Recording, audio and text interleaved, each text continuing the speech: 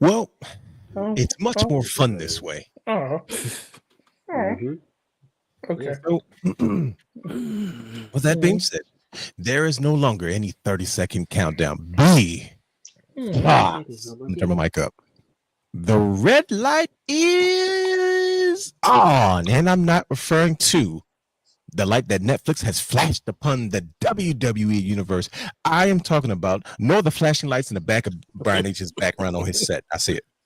I am talking about the Wrestling Realm Now podcast, and we are back for another action-packed and loaded episode. Trust me, this is going to be a fun one. But first, I must start off saying, Brian H., you will be extremely proud of me, good brother, because I did something that you ridiculed me for years about, and I finally got around to doing it.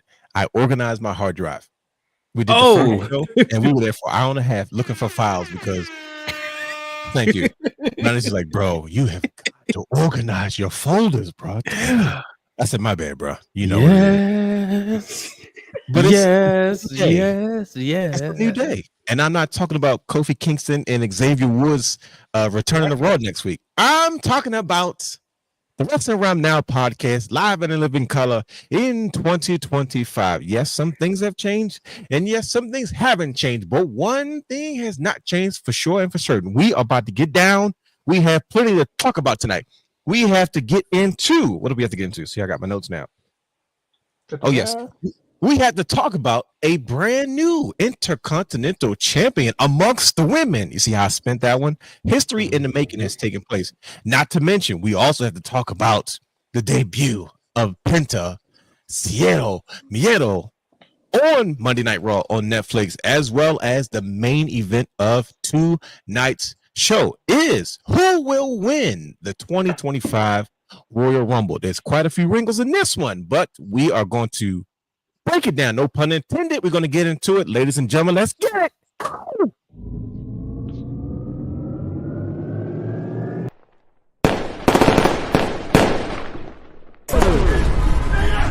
Houston, we have a problem. Yes!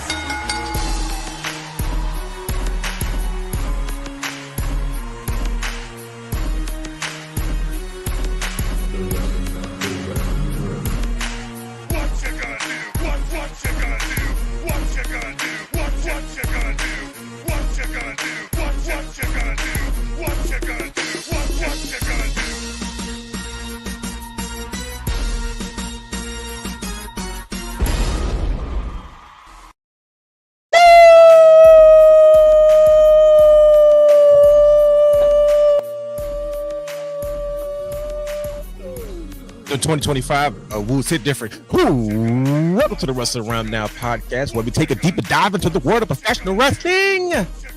Now, I am your host, the realist himself, the real Dwayne Allen, live and in living color. I've been saying that a lot. He is your host, Brother Hugh, super producer, has the third, H to the A to the S, T to the H to the E, 3 to the R, to the D, in the building tonight. And he is your host, the curator and creator of championship culture, not just any guy.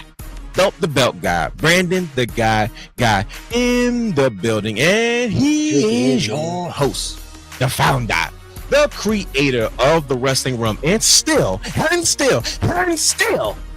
2025, Mr. Steal Your Show, Brian H. Waters. How have you been enjoying this heel turn for the last couple of years, Brian H? Don't worry about it. Don't answer that. Moving on. Welcome to the Wrestling Realm Now podcast. And in case you have been living under a rock and you have not heard about the latest, the greatest addition to the internet wrestling community, to the Wrestling Realm, every Tuesday, 8 p.m. on youtube.com/the Wrestling Realm playlist, blankety blank. What can you find? Listen to it.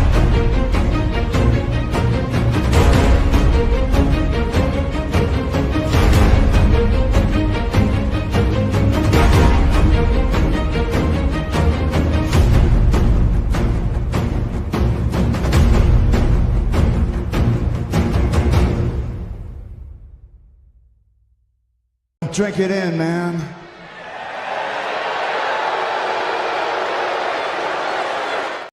Nice transition. Championship Culture Season 3. I'm going to say it again. Live and in living color. I'm going to say it all show tonight. Season 3 well underway. If you have not seen Season 1, Season 2, and you have not made yourself familiar with everything championship culture related, please head to, once again, our YouTube channel at youtube.com/the Wrestling Realm. Playlist Championship Culture. Like I said, now we're live and we're like right in like the close to the middle part of season 3. But I'm not going to take too much time digressing on how great championship culture really is. You need to go and watch it for yourself. But we are here to inform those who may not have seen it yet about what happens every Tuesday, 8 p.m. And this show was no different than the others. So Brandon, the guy, the creator, the super producer, has a third. What was this week's episode of Championship Culture all about? Well, we talked about one of Brother Guy's favorite titles, didn't we? One of the favorite divisions, huh? Mustache. Go ahead, let it rip. Mustache Let it Mountain rip. Championship. Stop calling it a mustache championship. Hey, He listen, keeps calling it a listen, mustache. I wonder what Betty's talking about. I think it's kind of obvious. We talking about a title that might be gone too soon. Oh up, yeah, like I think it's gonna be. Yep. That said it right there. So championship culture likes to do these series where sometimes we visit different belts and we pose questions. A lot of times we pose questions that turn into statements, that turn into conversations, that turn into facts. And I think this belt might be gone too soon. So of course, championship culture had to dive into it. You know, we saw the belt debut in January 2024, and with Moose announcement, could we be saying this is gone too soon? What say you, Brother Hugh? It's gonna be back. That's all I gotta say about it. It better be back. How you Well- gonna make a beautiful belt, a belt that beautiful, and get rid of it that quickly? Moose Not is just even- playing games with us. You know what I'm saying? Moose is doing Moose things. He did it before, like we alluded to in our show yesterday. He did it before. He brought back his own, or he brought back a previous title, and he added his own little flair to it. So that's what I'm expecting. But we'll see. We'll see. I just hope he don't put it on the white strap. I mean, he Because probably Moose will, likes you to know. do that. But that's if you want to see all the details and everything we discussed, go over to Championship Culture Season 3, episode title Gone Too Soon on Championship Culture playlist on youtube.com/the Wrestling Realm to see the dive about how we talked about the significance that the X Division has made on TNA and the wrestling industry. I'm going to say that bold statement. And you know what we're waiting for now? The part of the show that we love the most. You ready, Realness? Am I ready? That's like Triple Are H you saying, ready? "Are you ready?" I wish I had Are like you a ready? sound bite. Are you ready? Ready? Are you ready? Well, for those, once again, who may not be familiar with how we do this, every week on Championship Culture, if I cannot be a guest or I cannot disrupt the show in the comments, I take notes. And it's my way of being a part of the show because I too am a belt guy. So with that being said, as I said 1,000 times before, and this will be 1,001, I've got notes.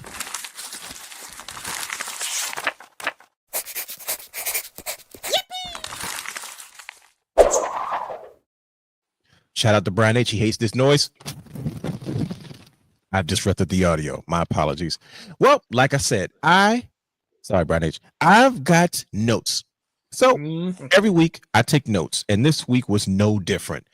We talk about the illustrious X Division Championship in TNA due to, some recent statements and announcement made by Moose, who is kind of made it clear that he is going to now retire the X Division Championship. So, hey, why not choose a time to celebrate the history of this championship? Now, let me just say this. The X Division Championship, to me, is the only championship that carries the same amount of history as the original WCW Cruiserweight Championship.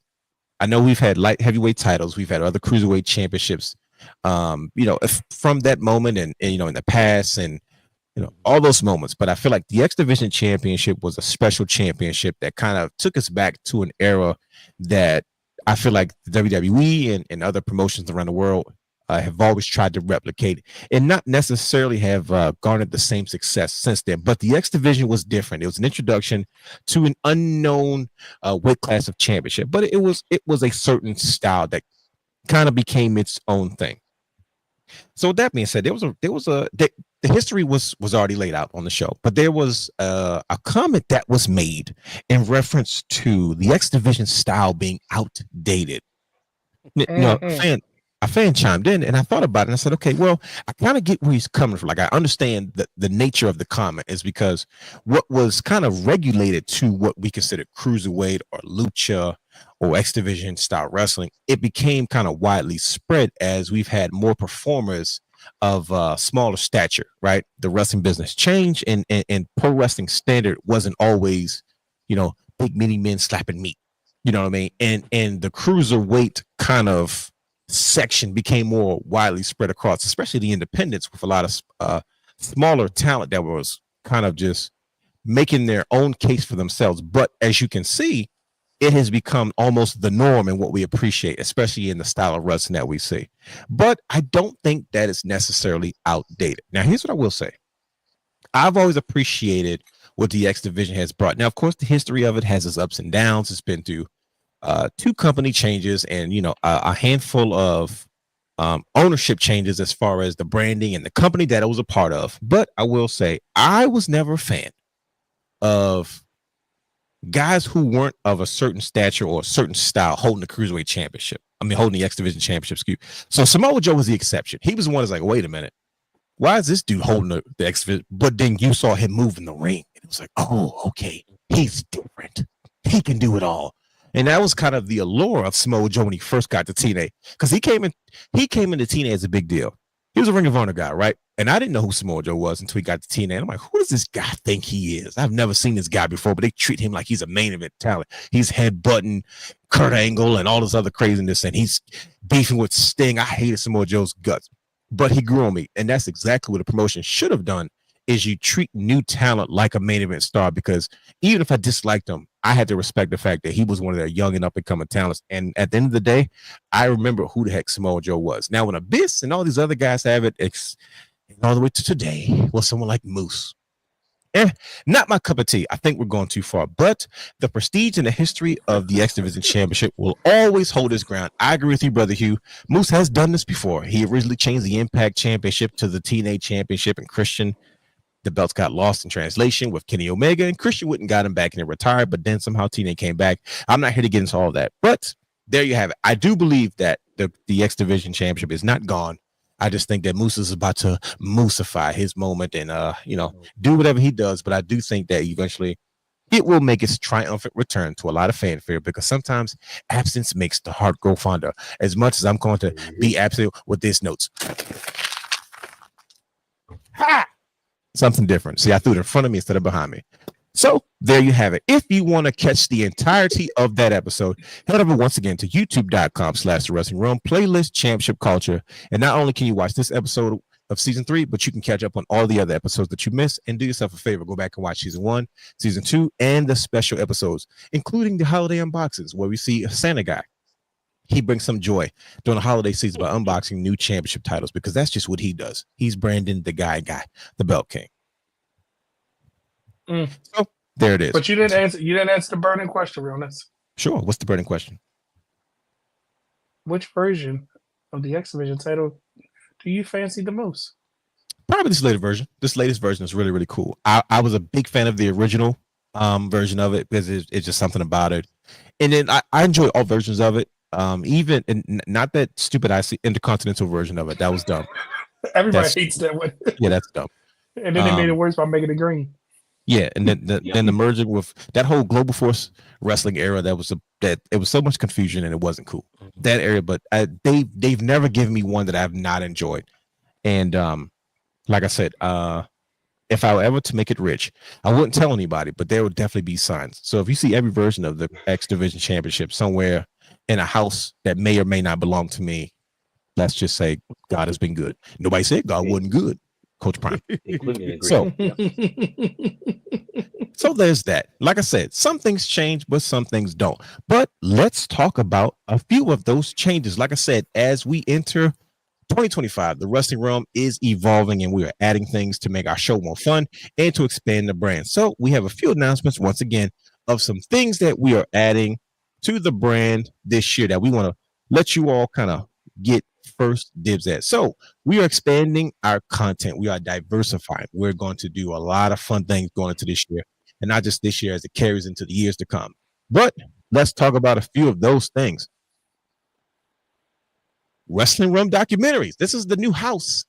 This is the place where we will start to tell some stories in ways that we've been trying to tell them for a decade plus. Like I said, myself and Brian H have worked on these projects years ago, and we have a lot of footage in the archives that we've been trying to piece together. But now I feel like technology is developed. We're at different places in our lives. We have the resources and the abilities to try to put these things together, to try to really bring some artistic pieces to the world. People can kind of come in a little bit into our lives and get a better understanding of the wrestling realm and some of our stories and where we come from and our moments and so on and so forth. It originally started with Brian H's first documentary he did when his first trip to WrestleMania.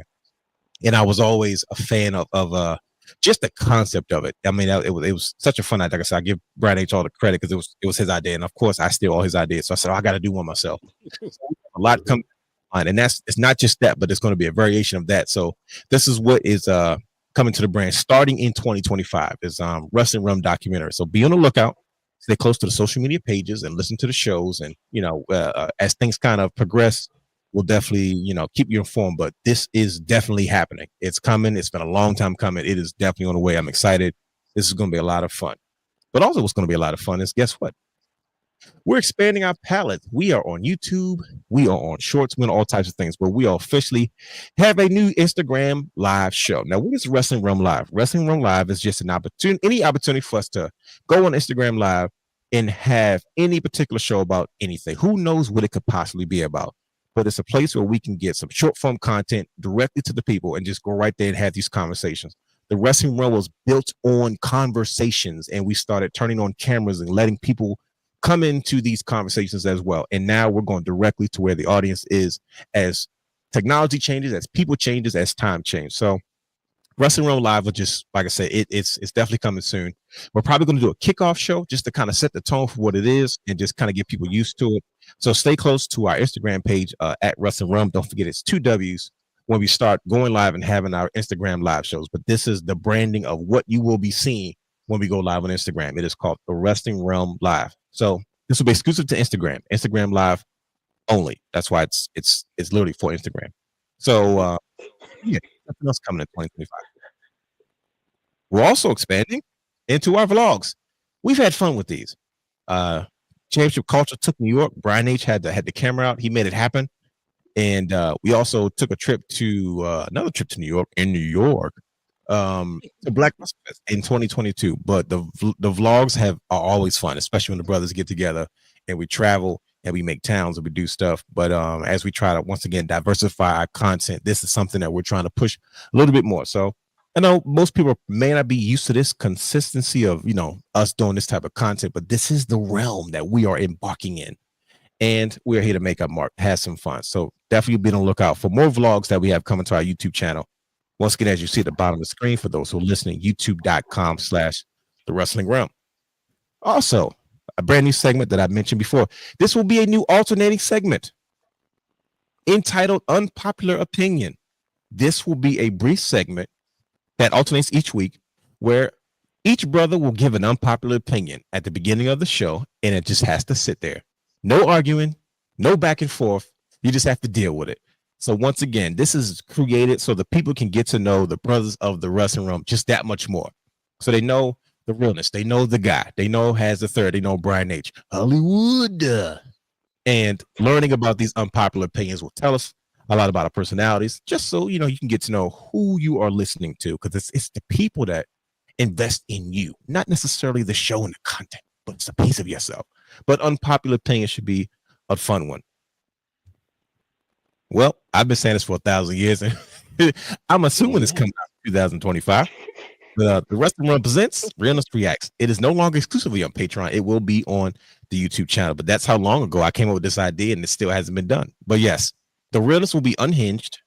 He will be unhindered, and he will say whatever the heck he wants to say and have whoever he wants on the show, and they can say whatever the heck they want to say too. But yes, Realness Reacts will be coming to YouTube, to our YouTube channel in 2025. It's been a long time coming, but I want to make sure that it's done correctly. We have a lot of fun, and let's just assume that it's coming out in 2025. But that brings us to today. Wrealm Facts. This is the one that we start with today. So what is Wrestling Realm Facts?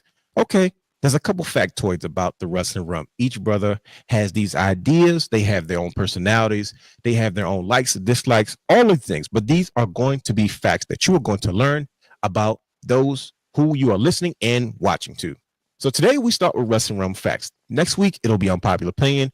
And then the week after that, it'll be back to Wrestling Realm Facts. So these segments will alternate. But we start today with the first segment of Wrestling Realm Facts. And it's a question that I proposed to the brothers. Did I say that right? Proposed? I don't know. All right. So it's a question I proposed to the brothers. I said, okay, brothers, I'm going to ask you a question. I'm going to ask you this question. You got to give me one answer, one factoid, so those who are watching can get a better understanding of who the heck we are. They can say, you know what? I understand who this guy is. I don't understand who that is. I see the personalities. I know which direction they're going. So let's get started. Wrestling Realm Facts. You guys ready? Let's talk about it. So the first question of this Wrestling Realm Facts segment was, if you could use one pro wrestler's theme song to get you through a workout, because we all trying to be like the Jack Daddy, trying to be like Brian H, right? One pro wrestler's theme song to get you through a workout, what song would that be? And when I asked this question, the brothers were like, wait a minute now, just one song? I said, absolutely. Just one freaking song. Shout out to everybody in the chat who's coming in. What would it be? What's one fact so people can know about you? Are you guys ready to talk about this? You guys ready to have this conversation? Let's get it. It's gonna get wild. Brian H, are you frozen? Is Brian H frozen? He's just posing. Can y'all hear me? Oh, I thought he you. was just posing. Yeah, he is frozen. The video's He is frozen. Oh, Yeah. I Should thought we he was wait for you, just Brian H? posing. Do I need to buy time? no, I'm here, but I don't know what's. It's Okay. funnier because it looks Listen. like Well, listen, while you get into it, let's talk about it. If you could choose one pro wrestler's theme song to get you through a workout, what would that one theme song be? I'm talking about you get one song, and this is the one song that's got to get you through the entire workout, whether you put it on repeat or whatever it is. What song would that be? Brother Hugh, let's start with you. There you go, Brian H. There you go. All right. You're unfrozen. Brother Hugh, Yes, when I sir. asked you this question, I said, Brother Hugh, what's the one theme song? You gave us a particular song. You said this is songs at the top of your playlist. Number one. Tell us what that song is. What's the first Wrestling Realm fact that people need to know about Brother Hugh, about the one wrestling theme song that he will play to get him through a workout? Y'all really want to know? Yeah, it is. You asked you. There you go. You starting already. You starting. Okay. But look, I have to go with Sexual Chocolate, man. It gets me in the right mind state, you know? Gets, you know what I mean? I don't think that's It's sexual sexual, chocolate, baby. but that's not. He That's hits that not note. somebody gonna get it. Yeah, No, man. that's the Sexual wrong Chocolate. theme. Look, somebody. It gets you focused. It gets you motivated. Gets you, focused Right. on that slow pump. That slow I don't pump. know You know what I mean? what workout you're referring to, but I don't Don't think worry about it. It's a workout song. That's it. Yeah, sure. We'll go with that. It defines me. Just put it that way. Sure. Well, tell us about this, Brother Hugh. Why is this the one song that'll get you through? I mean, just look at me. Number one, just look at me. Okay, It well, fits yeah, me that's, perfectly. Sexual Chocolate. You know what I mean? Why I mean, is don't that let me picture get on all that oiled up. Don't let me get all, I mean, hey, no Diddy, but let me get the baby oil out and the Vaseline. I knew you put were it going to on talk the about chest. I knew you were going to talk about lathering up. I knew it was coming. Hey, man. And the Vaseline. Bring out the baby biceps. Bring out the baby biceps. It's a wrap. Wow. Get that slow I'm pump. not- Like I'm telling you. Slow, steady. Yeah. You got to focus on it. Yeah. Well, there's The that. ladies love it. You know what I mean? I'm just saying. Well, I'm gonna go next. I usually go last, but I'm not gonna go last. So if I have to choose one wrestling theme song to get me through a workout, like what's the one song that's like, okay, when I hear this, I'm getting all fired up, and it's no other than Ken Shamrock, the Ultimate. You see that? You see, this is a perfect example of how I get when that song comes on. As soon as you hear that first gong, that first bell ring, I said, okay, this is it right here. So this is the one song that can get me through a workout. So if you ever see the realness in the gym, he's got one song playing. from a pro wrestler. Best believe it's Ken Shamrock's theme. Yo, you just unlocked a memory with that song because what you say? I was playing King Griffey Jr.'s Win and Run years ago. And I'll never forget. I had WWF The Music Volume 3 playing on like this. And that was hot. Yeah, the pitcher threw the ball. As soon as I cracked the bat, it was that intro to the song, that first beat drop. Every time I hear that song, I think about when I hit that home run. See, we're unlocking core How did you memories. feel after you hit that home run? Like this. Shamrock. Like I know I was going to win the game. Okay. Let's go to Brother Guy. Brother Guy, if you had one song work out to on your playlist, you just got one song. You're in the gym, you're pumping that iron, you're trying to get through the workout, and you could choose one pro wrestler's theme music to get you through. What song would that be? Well, first off, it's not fair because I needed more than one because I'm clearly larger. I'm fatter than everybody. But I had to choose only one. In all fairness, we will talk about honorable mentions. That's going to lead to that conversation. Okay. So you're going to get a chance. Because I keep asking myself and wondering why. I close my eyes, but I can't block you out. Does he read the lyrics or does he just know the words? To a place. I actually couldn't sing it though because I love that song because it's all the things she said. Victoria's music. Keep singing it. Running through my head, running through my head. All the things she said, all the things she said. Because oftentimes, and this is during a time in wrestling where they always started with the wrong part of the song. This started at the perfect part at the height of it. And it was like, remember when they did the I lost my mind? And she came out doing this. First off, I just love Victoria. So this just was over the top for me when it came to her, all mixed up, feeling crowded and rushed. And I say it's my fault and I want it so much. I just love that song. Look, you can't tell me that song. He's going to start pumping iron right now. Yes, that song. It has so many with the beat drop, everything about it. If you don't have this on your playlist, you're not living right.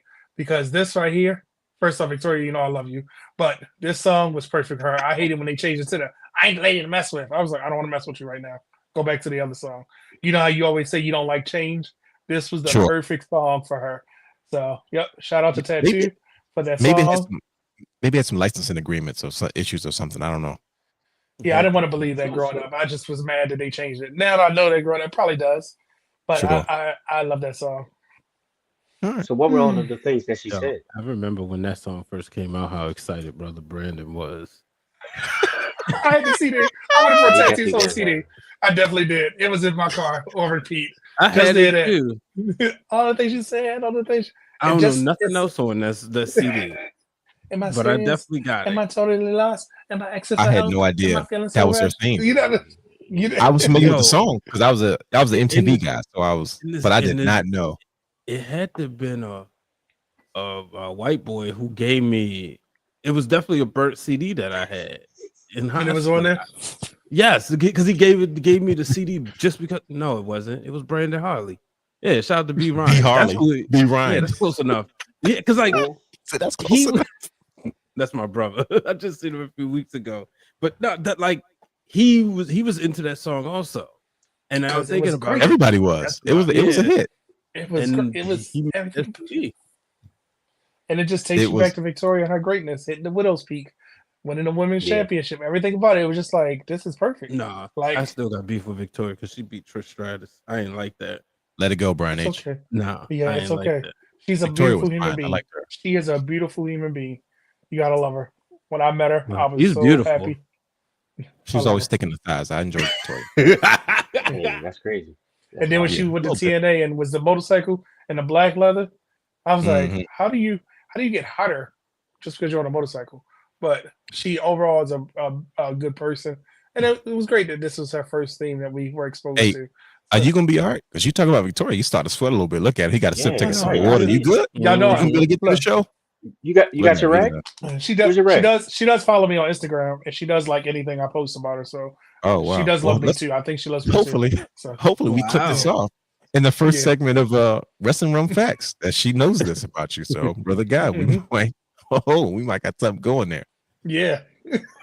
Brian H. He's about to clip this on. He's gonna make a shirt. There's no point. It's no point in asking the Jack Daddy what's the one song that would get him to a playlist. So let's not waste any time. Brian H. We all know this one.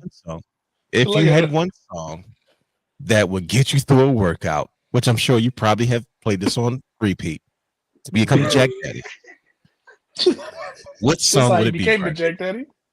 No, it's a new one, so I got to, it's repairing season. So of course, none other than the Tribal Chief, the greatest of all time, my favorite wrestler, Roman Reigns, without a doubt. And this one took a while to grow on me because I had to get used to it. Because I had associated that song with the worst loss in the history of WrestleMania, but it's since then redeemed itself. So yeah, I mean, I would play it, but I don't want to get popped. Yeah, but I was actually playing it. I play it before during the workouts. I play it sometimes before shows. I play it before other things. Yeah. So that's the one song to get you fired up. It's too slow for me, but I'm listen. It's not about me. That one. Yeah, I don't know. It just when I'm in the gym, it takes too long to get to the beat, doesn't it? Yeah, like I'm like running, so like I'm like trying to you feel me? That's like victory music. You know what I mean? Okay. It's like when I'm done, and I'm like, I've conquered this. I've worked out. See, the first one was like, the first one I put up records to, but it was also like it felt like final boss music. So it was conquering, Okay. Yeah. Conquering this thing. It gives that vibe. Yeah. So there you go. Story about that song. Which one? The Roman Reigns? About that theme music. Yeah. So remember all the thoughts of him coming back for SummerSlam, right? And I was at an event and I was trying to time it to leave when the main event was happening, right? So I could watch it on my way home or get home. I'm literally telling everybody, all right, see y'all, have a good night. I took my phone and put it on the dashboard, which is, of course, all the way illegal. I had Peacock playing, and I'm not really paying attention to the match. I'm watching Cody Raheem and Solo go at it, right? And then all of a sudden they land there, and I'm driving, and I hear a dun dun dun. I was like, oh, it's the music, and I just stopped the whole thing. Start texting. He was like, the music. And he was like, tell me you pulled over. Right. He's telling me you pulled over. It sounds extremely dangerous. Yeah, it was. But then I got home and watched it 746 times just to hear that dun dun dun. Because I told you, if he comes back without that music, I wouldn't be a fan. But now since he came back, life is okay. Look, man, that moment it happens. I'm standing up. I mean, we in the suite, and I done had all the food and drinks. So next thing you know, I know. Oh, you was nice. Oh, I was good. So I'm sitting there next to P, and in front of me is Cal and Ben, and one of the best people you gotta go watch a wrestling show with is Cal. When Cal Cal's on a different level, and he's going to commentate the thing in typical Cal motion. And next thing I know, I just lose. I was like, my Tribal Chief is back. And everybody's turning around. I see so many ones go up. And I was like, wait, y'all ain't have y'all ones up doing WrestleMania. But now look at you gatekeeping. Nah, man, because look, I went down by myself. I was surrounded by these same people when they kept doing this. It's okay. No, yes, gatekeeping all the way. But that was a moment, because then you also didn't know. I mean, we kind of knew, but we didn't know what he was going to do too. But then even with it on Netflix, the music playing, and then all of a sudden The Rock does that slow walk to it, and you don't like it's aura. It's aura. It is aura. Whispers in my mic. Well, weird. Ladies and gentlemen, I was waiting for you to say it. Did he get close again? Right. Maybe you turned your mic on, you could whisper. He's whispered his ear. Lord. Right, well, you know what I'm saying? Ladies and gentlemen, those are the facts. This is the first week of this segment, Wrealm Facts. And there it is.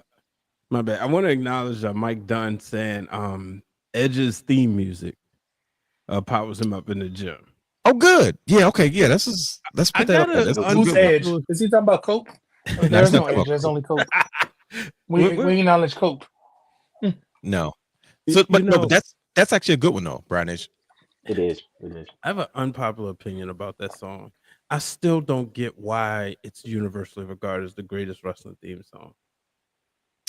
said that? it works in the gym. I'm not going to say it's the greatest wrestling. Right. theme I was song. like, who said that? It's so. Oh my goodness, y'all! Trust me. Go through, like, look up all the articles in your free time. You're guaranteed almost to find it in Really? a top 5. Yes, like It's a good and theme this- song. Why are you hating? Huh? What do you have against it? I don't understand what makes it so great. I mean, Have you people are heard it? putting this above HBK. They putting it above Stone Cold Steve Austin. Like, Okay, I get Really? what you're saying.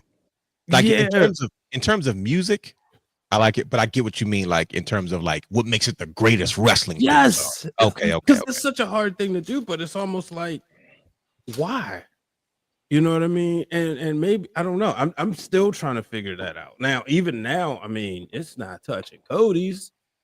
As much as I hate to admit that sometimes. It's a good song. Yeah, Cody's. So speaking of that, who you guys got any honorable mentions? Let me go first. D'Lo Brown's, you're looking at the real deal now. Gets me fired up every single time. You're looking at the real That's deal what he now. said. Here we go. Do you shake your head in between sets? Well, like if I'm walking, I'm like this. It's my head bobbing, like that D'Lo works. Brown. That works the neck muscles in the shoulder. You know. Absolutely. Yep. The shoulders Yeah. and the spinal cord to some degree. I'm assuming. Yep. Spinal. Any other honorable mentions that you guys have for wrestling theme songs that helped you get you through a workout? Absolutely. I'm going back to Mark Henry. Oh, Hall go of ahead. Fame. There you go. That was the first one I put in my playlist for as a workout playlist or whatnot. That's the very first song I put in there. Then I also have, just in case I want to get the heart rate going. You said who? if I want to get the heart rate going, and get my cardio in, I gotta play that Alex Wright for sure. Come on. You know? Be you know what I'm saying? Hey, get that. You out there stepping with him. Get funky with it. You know what I'm saying? Let's go.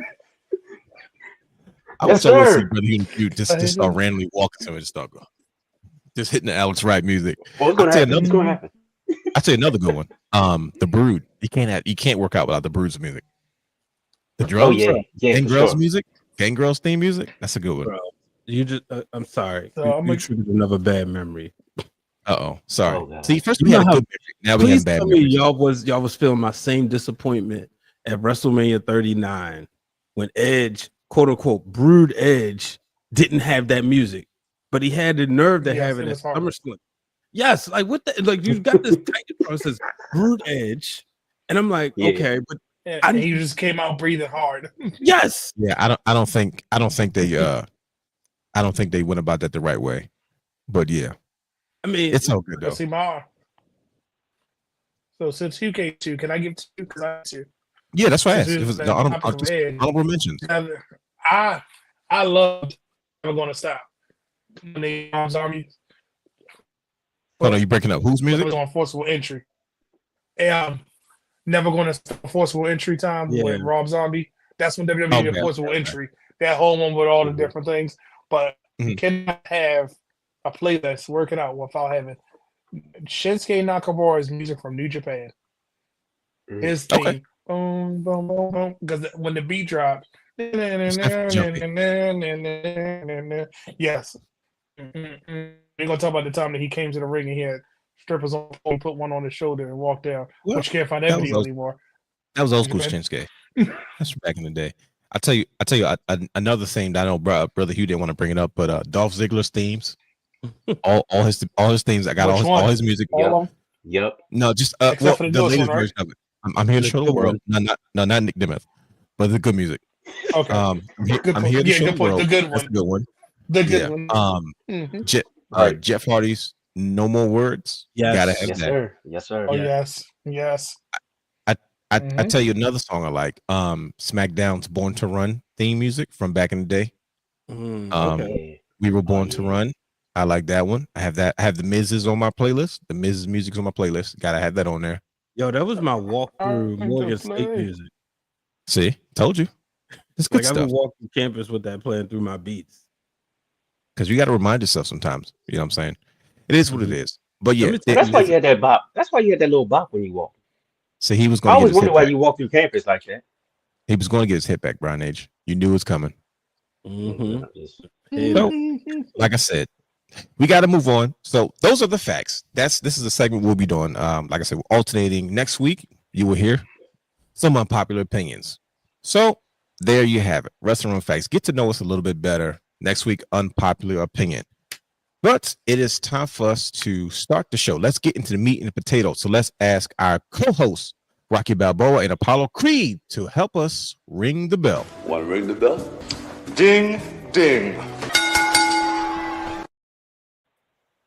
All right, every week we do a special segment known as What Did You Watch? Where the brothers discuss what did we watch this week to get our minds and our hearts focused and ready to have these conversations to bring you new conversations and new ways of thinking, new perspectives, all the above here on the Wrestling Realm Now podcast. So if you are not familiar with what we do, we want to bring you in to our world, to our realm, and ask you the same question. What did you watch? Sponsored by good friends at SeatGeek. If you're looking to purchase tickets to concerts, live shows, sporting events, and more, head over to SeatGeek.com where you can use our promo code Wrestling Realm for any one-time purchase of $50 or more. That's promo code Wrestling Realm on any one-time purchase of $50 or more. Good brothers, what did you watch? Well. Right So, now. Who wants to dive into it? It's because as we talk about what we watch, we're going to jump right into two of the special moments that happened on WWE Monday Night Raw live on Netflix. But before we get into that and the main event of our show, when we finally answer the question, who will win the 2025 Men's Royal Rumble? Good brothers, what did you watch?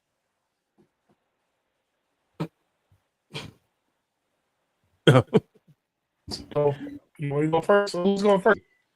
No, I'm saying right now, it's the Yeah, I hear Royal Rumble. So yeah, you gone. Uh-oh. Are you in Royal Rumble season right now, buddy? Sort of. So I threw on Last the week, 96. was it? I did say that, didn't I? Mm-hmm. But yeah, I threw on the 96 Rumble because I want something to play. And this is what's so interesting about this? What's that? It starts off with Sunny in the bathtub, and this is starting to get a little edgy. Shawn Michaels has started to do his little dance for when he got when he threw out Homeboy. Mm-hmm. When he after he kicked Diesel, he was about to dance, and Mr. Perfect was like, "You out there about to take his clothes off? Better pay attention." So, wow. Which strangely, who now I think about it, reminds me a lot of Perfect on commentary. Who's that? Somebody who's been in the news this week, Corey Graves. Uh-oh.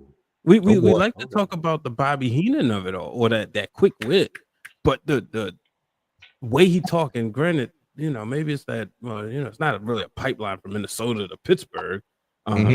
But yeah, I just thought about that. It's like the way he would go, and I think it's kind of it kind of sounds like that wrestler that's still in them, but they talking and they coming through the aggression with their commentary. Sure. Let's see. Hey, let's ask LA Knight figures with what you said. LA Knight, do you agree with Brian H's depiction of Corey Graves and Mr. Perfect having very similar traits on commentary?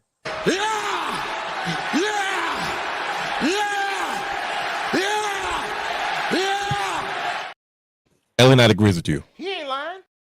He agrees with you. Brother Hugh, Brother Guy, what did you watch this week? Well, I got into watching TNA X Division material, of course. Brother Guy sent me down that rabbit hole. I tapped into last year's stuff, particularly Mustafa Ali versus Speedball Mike Bailey, and then Mustafa Ali versus Chris Sabin. I tapped into those two matches, and they were phenomenal. I'm not gonna lie. The X Division, like we always say, is where it's at. But now I'm sitting here now, and then Royal Rumble 2017 just popped up. It literally just came up on my screen, so I'm diving into that right now. So it's officially Royal Rumble season. Yes, indeed. I can't wait to have a conversation that we're going to have in just a little bit. Brother Guy, what did you watch this week, sir? Oh, buddy, it was kind of sad. So, yes, I watched some X Division stuff. But before I went down my X Division rabbit hole, I went back and somehow I think YouTube was trying to tell me something. Oh, boy. it told me, and it made me realize how much I appreciate Chris Jericho before AEW. Let me just say that. Wait, When I tell I you, didn't know you this had to before. tell you that? no, I knew I did, but how he just lost it because you keep seeing, if you kept seeing him go down, right? But I'm telling you, I went back and watched, and it's sad because, and I'll say this because I'm trying to be sensitive to the situation. Mhm. Most of his career has a cloud over it, right? And one of the things that came up is a match that we can't even really discuss because of the participants in it. But I saw the interview that he did, and he said how Triple H and blew his quad and still finished the match and everything. So that automatically the match showed up, and I was like, wow. I forgot how good, and realness, you'll love this. Pants wearing Jericho was. That's when I became a Jerichoholic. Yeah. When he was wearing the pants and the kick pads, and that match when he won the tag team championship, it didn't stop moving. It was fast paced. First off, Stone Cold, you're disrespectful to belts. Every time I see one of his matches Yeah, now, he I is. look He's back. right. He was so disrespectful to belt. Big fact. He came down with both of them. He just dropped the tag belt. Was like, all right, come on, get on out. Like he was like, Right. yeah, I'm in here. And of course, the Disturbed music was playing. The real rock and roll one. And Can I with ask you his a heel question, music. Brother Brandon? How did Yes. you remember the time he was tag champions with Undertaker? He didn't even carry it. Undertaker carried both belts in '98 before SummerSlam. Oh, yeah. That's even worse. He was. He's like, he's not was. even carrying the championship. He's like, come on. Yeah. Sorry. So, to bring it up. but I'll tell you that match, and then I'm gonna say this, and Brian's gonna answer it. I watched my favorite ladder match ever, and he knows which one that is. Which one is it, Brian H? Jericho beep at some Royal Rumble 01, January 21st, 2001. And I'm telling you, Jericho, I want you to hear me and hear me out. Just stop it, because your career was legendary up until you dropped the AEW title. Now you don't even seem like the Jericho that I became a Jerichoholic with. I'm gonna watch the. God damn. Yeah, it was so good, and it was. I don't know if because it was different, and knowing that he was right there on the cuffs of being that champion, because he even talked about when he was WWE champion for that 50-something minutes, and then it was all the storyline and everything. But he was like, "That's when they should have put the belt on me because I was red hot. The crowd was behind the pop. I got everybody, and it was like." But then he got the undisputed belt. But I'm going to keep going down my Jericho rabbit hole because we're going to have a Jericho appreciation for me because, man, pants wearing Jericho was totally different. Well, That was I know one thing, brother guy. right? Yep, 2000. Well, listen, I think we all agree with you, brother. He ain't lying. There it is. So, I tell you what I watched this week. I watched History in the Making take place on WWE Monday Night Raw live on Netflix. We crowned the first ever women's intercontinental champion in the history of WWE. Such a monumental moment. And they chose Lyra Valkryia to be the one to set the standard for this brand new championship amongst the women. Mid-card championships for the women's division have swept the waves of professional wrestling all around the world, and WWE is finally catching up. And here we are. Good brothers. Let's talk about history. There's been a lot of history-making moments that we've been watching in 2025, especially with the WWE. Thank God we're all young stud muffins where we can still, have these type of conversations and be relevant enough to talk about these things because we've seen every era. We're special. We've seen and participated in some way, shape, or form every major era of professional wrestling, with the exception of the 60s and the boom of the 70s. Shout out to Bruno Sammartino and Ed Strangle Lewis. Sorry. I just All right, Jim Cornette. I'm just saying a little bit of history. I always like Ed Strangle. That's why you should watch Dark Side of the Ring.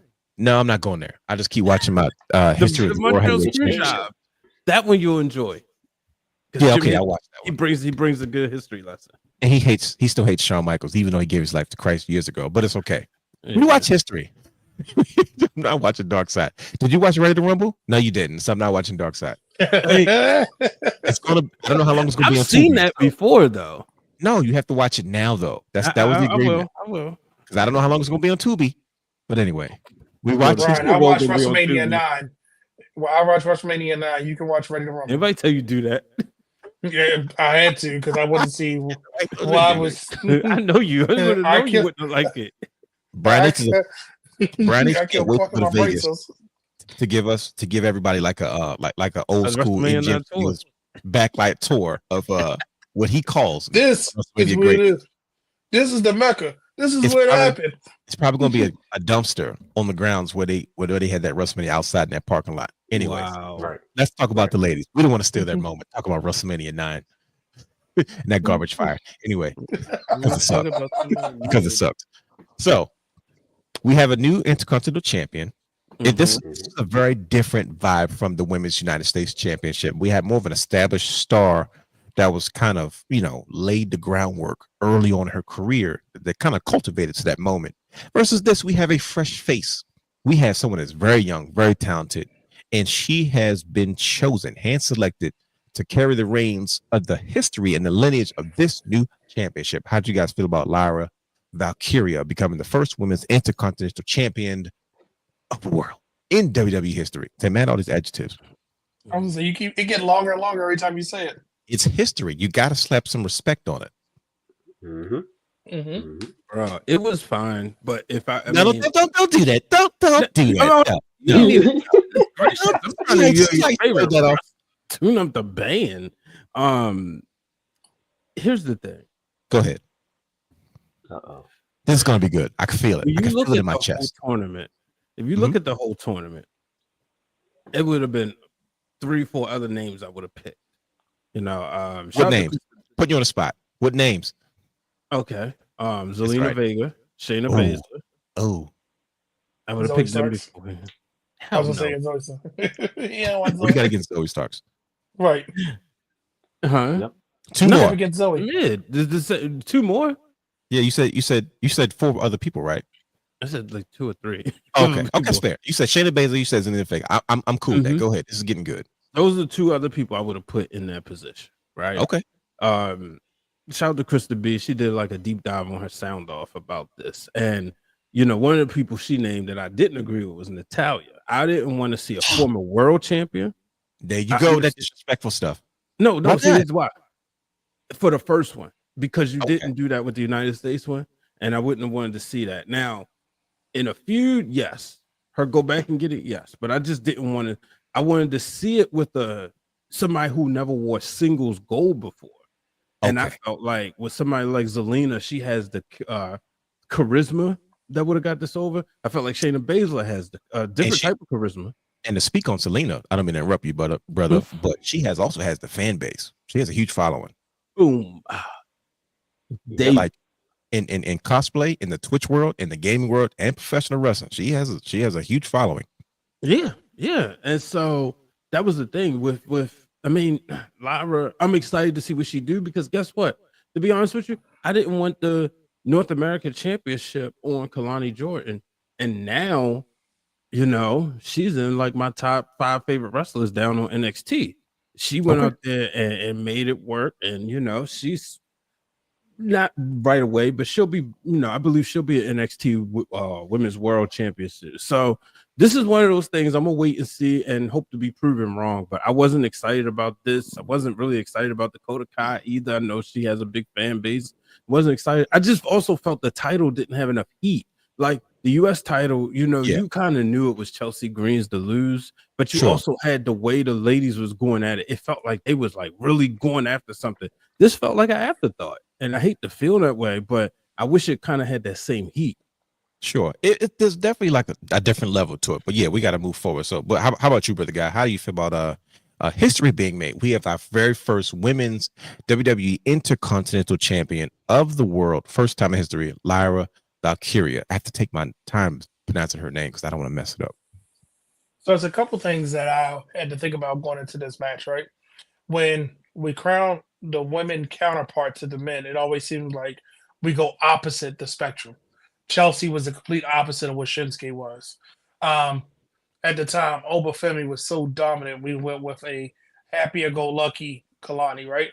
So when you look at the Intercontinental title, Braun Breaker is trying to be this, as they call him, the badass Braun Breaker, everything, just beat him up.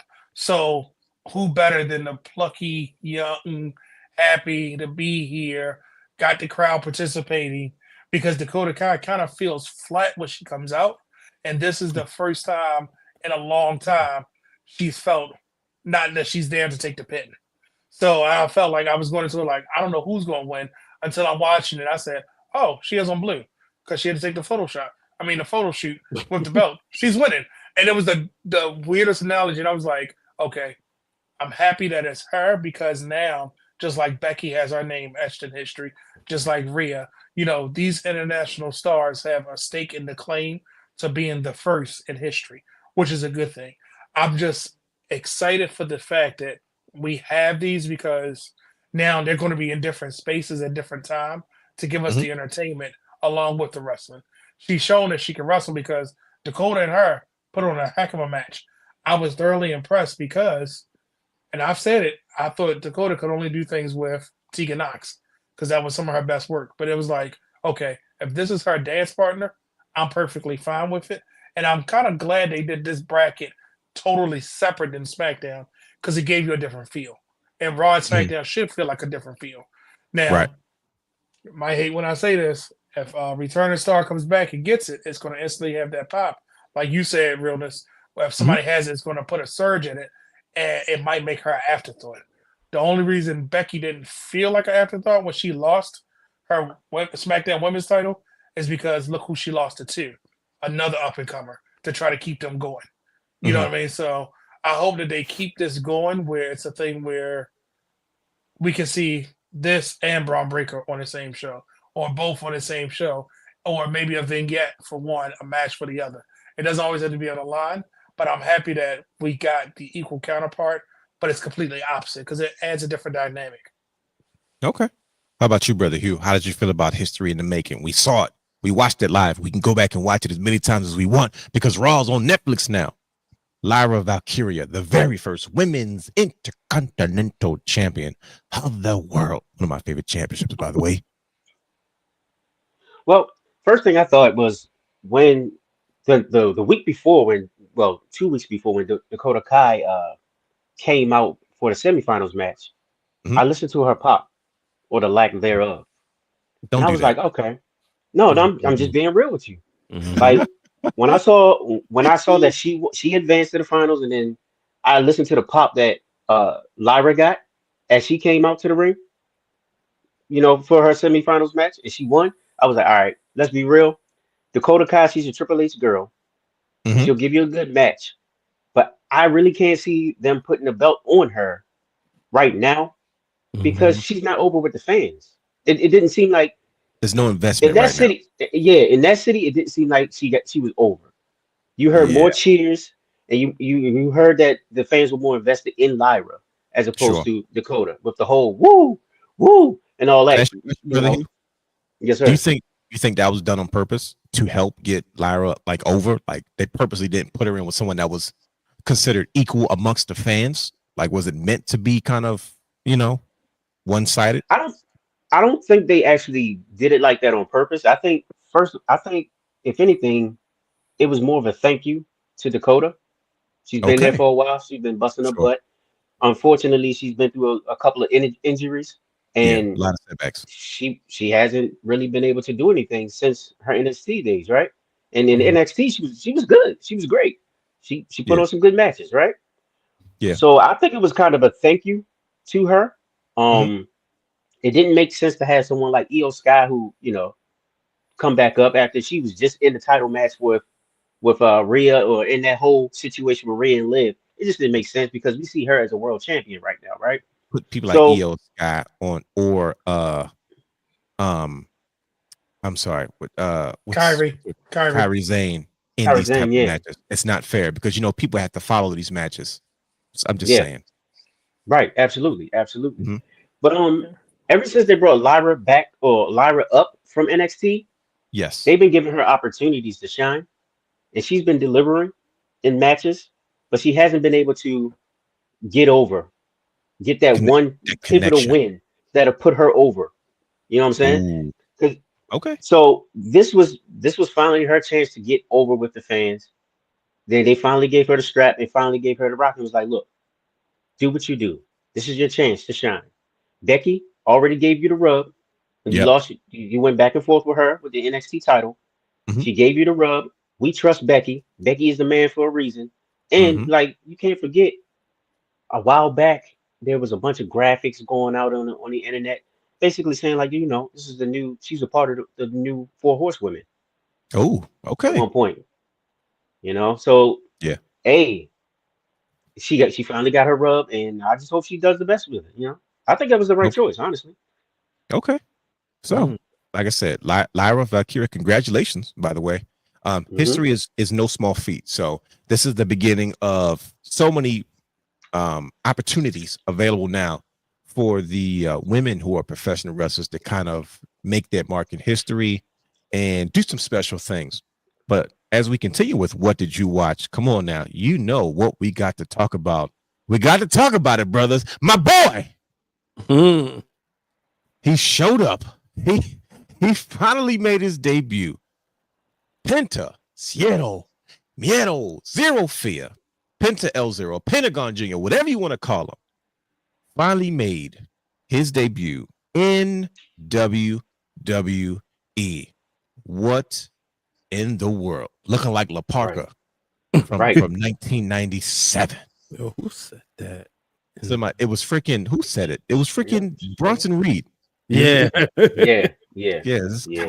But he wasn't wrong though. I'm like, well, he is giving off freaking La Parka vibes right now. But it's okay.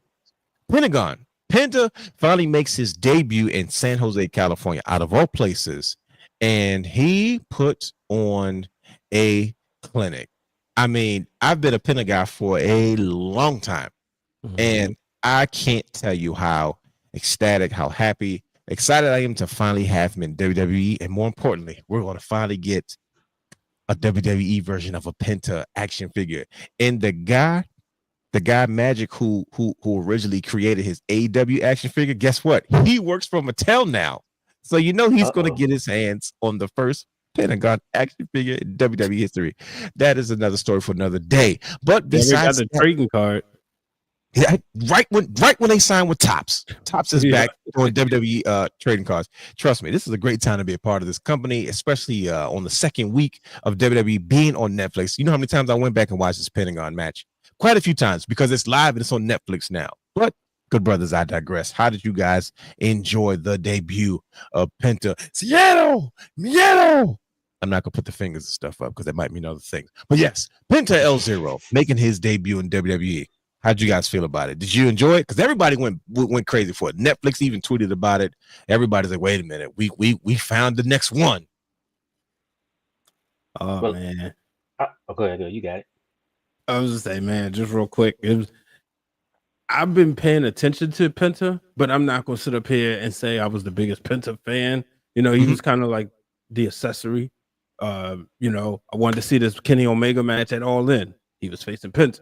I've been seeing, the waves he was making, especially when he was like TNA champion. Yeah, it was an Impact. Yep.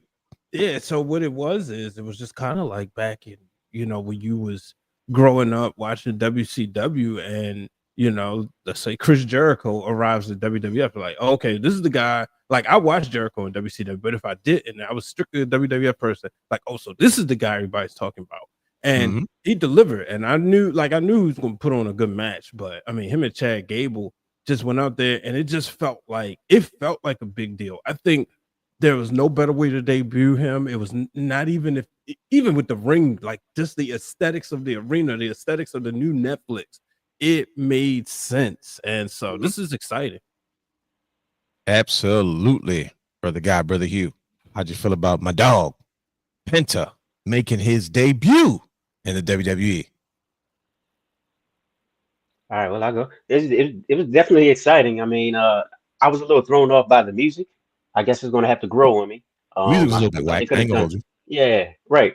The entrance, the presentation of it was perfect. I think they kind of dropped the ball with the keeping it a secret. They could have introduced them a better way instead They of called it the worst kept secret in all of the business. Right. My man Chad Gable just come out the blue. Yo, I want to fight a luchador, the best luchador ever. I was like, okay, where'd that come from? It just came out of left field. But okay.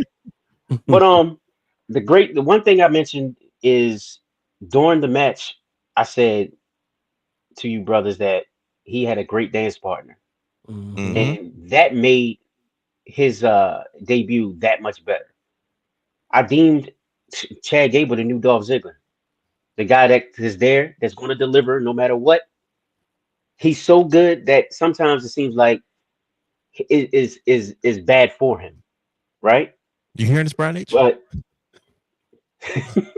I'm sorry. I just but said I want to make sure everybody knew what was going on. If you compare, Oh, he But- said the new Dolph Ziggler. He said no, it. the new Dolph Ziggler. absolutely though, absolutely. Like he was great. Like he's great in the ring. He's great at selling. He's a 5'2" player. I always say it. Great on the mic, great in the ring, great at selling, and just putting people over. Talk your And talk, brother. in the long run, it hurt him, right? Because people got comfortable with seeing him in that role because he's always been put into a position where he's always there to either uplift talent or to just deliver a good match, right? Yeah.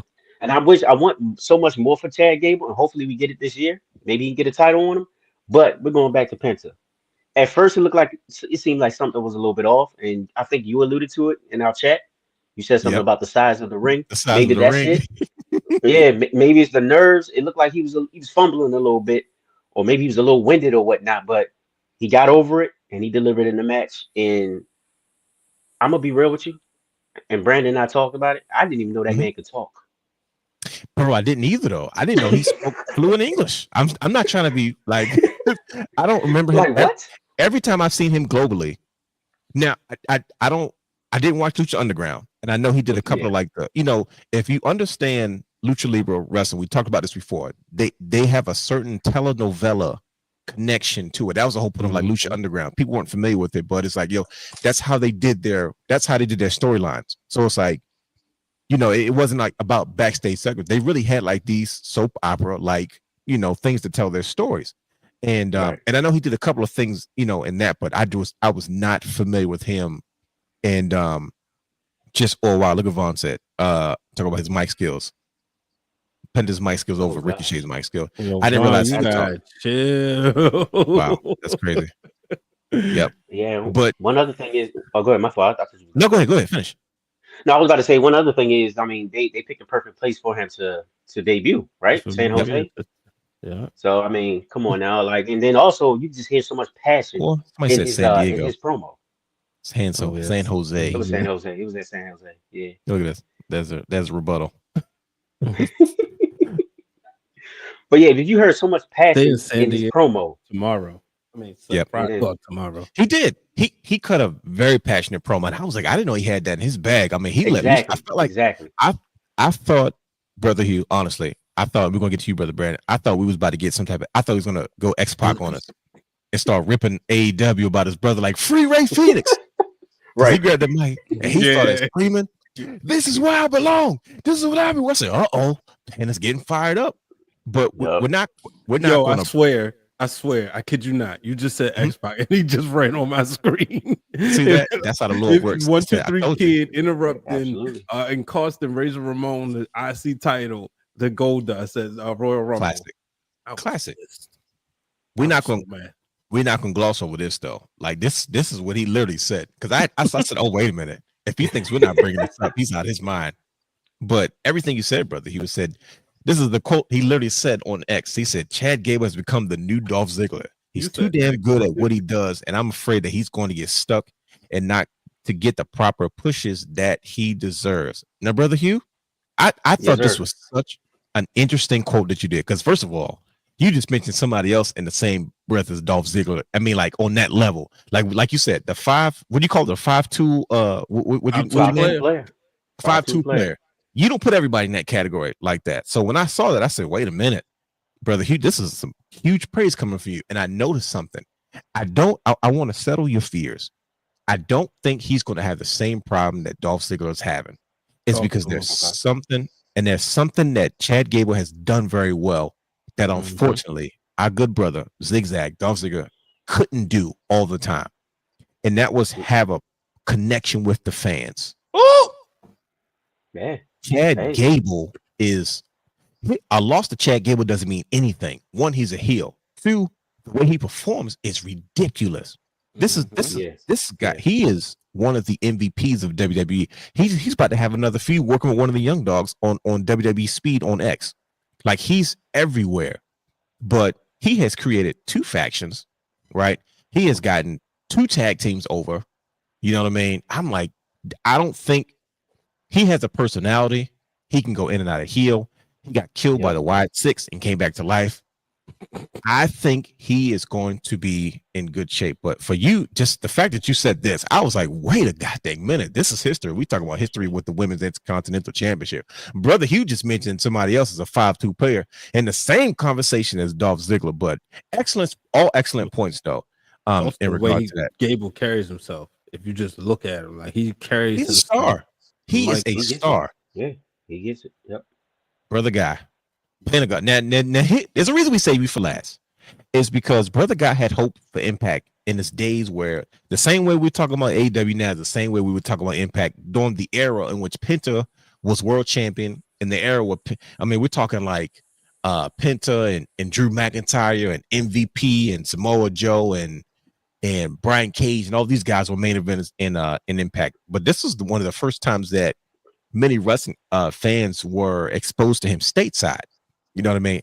You saw a lot of his indie stuff in the UK, Mexico, some stuff in Japan. You don't see a whole lot of stuff in Japan, but I know the UK, he was super heavy.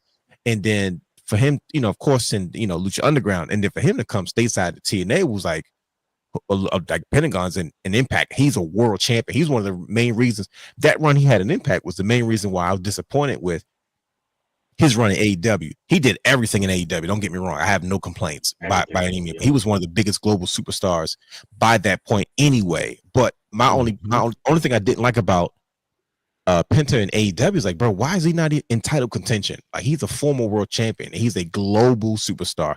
But Brother Guy, you were a Penta guy before anybody knew who Penta really was. We just knew him as another masked guy that was like, oh, this dude is pretty tough. So what did you think? Seeing him from, first of all, globally, on the indies, on the global scene, and then in Impact, and then now finally here in WWE. What's your take on what you saw as far as the evolution of this character that we've been seeing, you know, from a distance, but now it's right here in our face? But you were someone that you were right there from the very beginning. Talk to us. What'd you think about Penta's debut in WWE Monday Night Raw live Netflix? Talk to us. The first thing that I'm gonna say is I appreciate the fact that Triple H keeps giving us as fans these moments with the wrestlers, because having his family ringside for his debut meant a lot to not only him but his family, to see that clearly he was excited that he made it to this point because of all the hard work he's done, because of everything has led him to that point. The vignettes, they were selling his merchandise beforehand, and when they said it was the worst kept secret, it was because he probably should have been there first. And when I say first, he probably could have bypassed the AEW stuff and came to WWE, but we know what the management was like. So to see Penta one debut, to let him have time to breathe, have time to do things, it was a breath of fresh air. We can talk about the negatives of his music wasn't as great as we wanted it to be. Maybe it'll grow.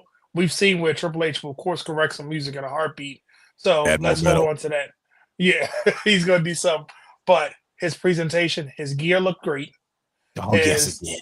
Yes, his gear, everything translated well on TV. You could clearly see his face paint. You could see the eyes. You could see the context. Everything that was going to stand him apart from being the next Rey Mysterio. No, we have a Penta. We don't have the next Rey Mysterio. We have Penta, and you can call him El Zero, Penta, whatever you want to call him. We have him now. And to see, give him the person that could keep up with him, tone him down, but give him the best presentation was perfect. And the thing that really drove me to the point to say this is where he belongs, because in AEW, yes, he can be with his brother anytime. Best tag team match. He didn't hold the gold all the time. But every time it would be a thing was like, well, why aren't you building the top star? You have that singles competitor right there. That's a proven single star. That's a proven global superstar. I was kind of sad that him and his brother didn't come, but I'm okay with him being there by himself, because what has Triple H showed us? Who knows? By SummerSlam, he could be fighting for the world title. Shucks, he might be on Backlash fighting for the world title. We don't know because how he does things, but it's no rush to get him, because we got to expose the people Yep. to this global sensation. And even when And they he were took putting his him time over, doing it. saying, yeah, and they even said it. You can talk about Rey Mysterio being the greatest lucha. This guy's arguably number 2. He's He in the literally same said that. conversation. Yeah, Yeah, and I I'm heard like, that. whoa. Like, That's a it big was like, compliment. and that's what it is because, the standard of lucha has been Rey Mysterio in the most recent year, the legend of Rey Mysterio, everything he's done, not taking anything away from him, but to have the person that you are considering, not necessarily the next Rey Mysterio, but we have a Penta here. And he's on the same show with Rey and the same show with other luchadors that we could showcase them and show that, hey, he made the right choice. WWE has it. It was just a great moment. I felt glued to the TV because I'm like, oh, okay, he's going to do it. Stuff as simple as how he took his foot and turned over Chad Gable. The Hurricane from the top and how Chad Gable sold it. Everything showed, and they protected each other the whole time. Yeah, he was a little winded because you could tell. But hey, That you're on ring. adrenaline. It's adrenaline too. Think about it. You excited. Your family is right there. You got a lot of pressure, and he performed. Yeah. Not to say his voice surprised me because we weren't expecting it, but you felt that passion. That's why I appreciate the fact Triple H has given us these moments that we could see this. And it was crazy because he was going to let it be known, you're going to do my thing. And it was like, that's getting over. And that shot with the gloves and you saw it written on his fingers. I was like, this man is going to be a money mover. And he knows it, though. Yep. The first day on the job, brother guy, he's like, nope, I gotta get my catch. He did it like 10 times. I gotta get the audience that say I got some people in San Jose. They know what they know to do. Everybody will catch on. And if you notice, his rebranding was so subtle that it's crazy. Because look at his mask. They did little details and they put the little shuriken type of thing on his mask that was his eyes. So now you're going to recognize that's his symbol. That's going to be outside plates.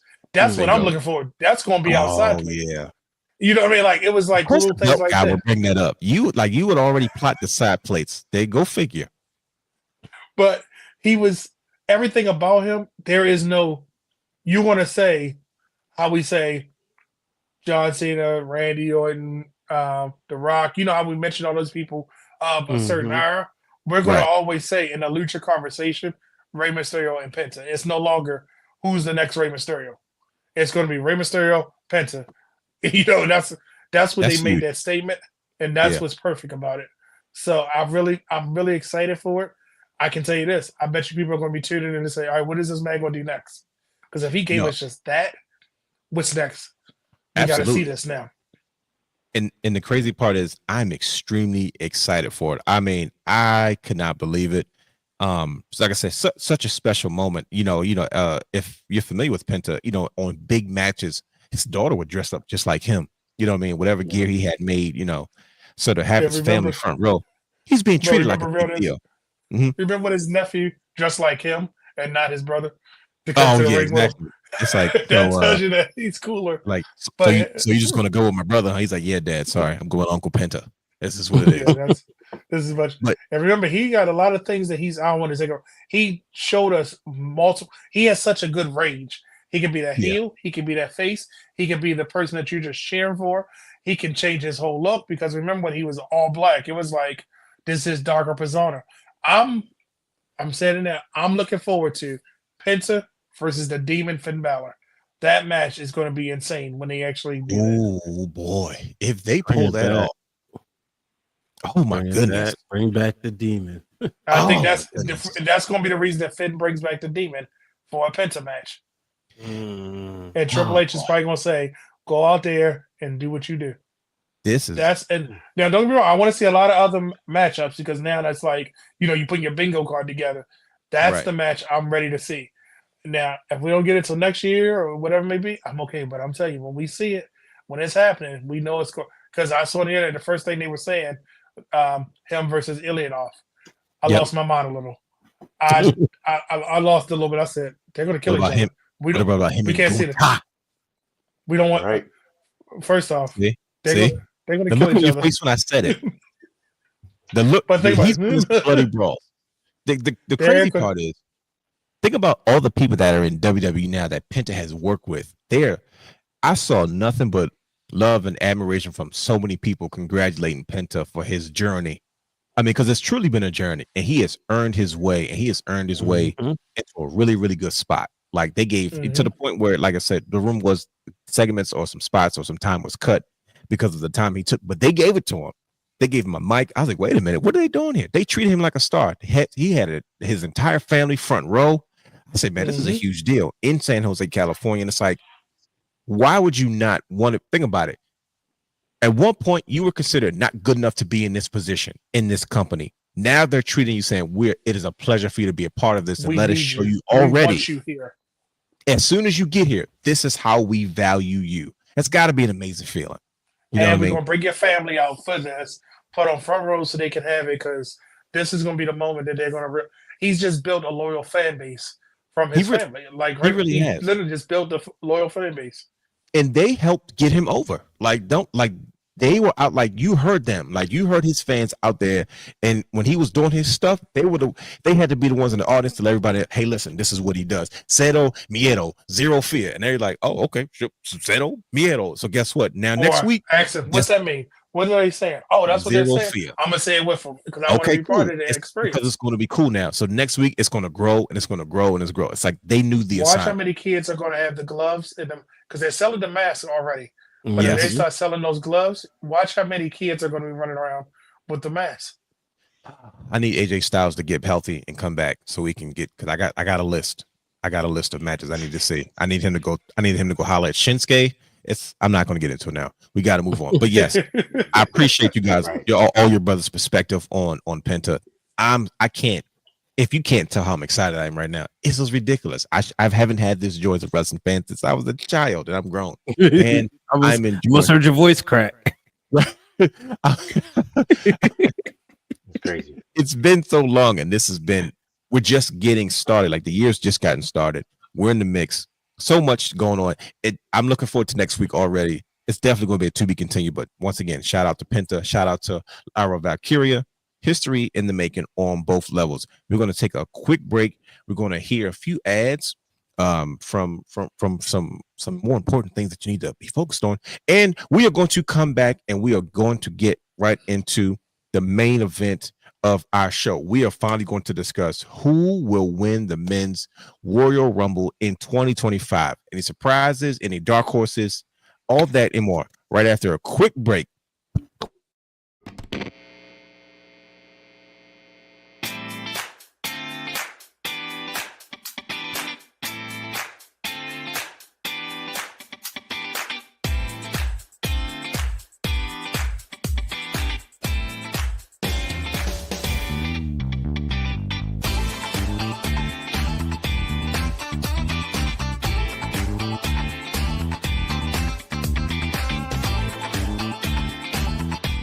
Download all of our audio content anytime on Spotify.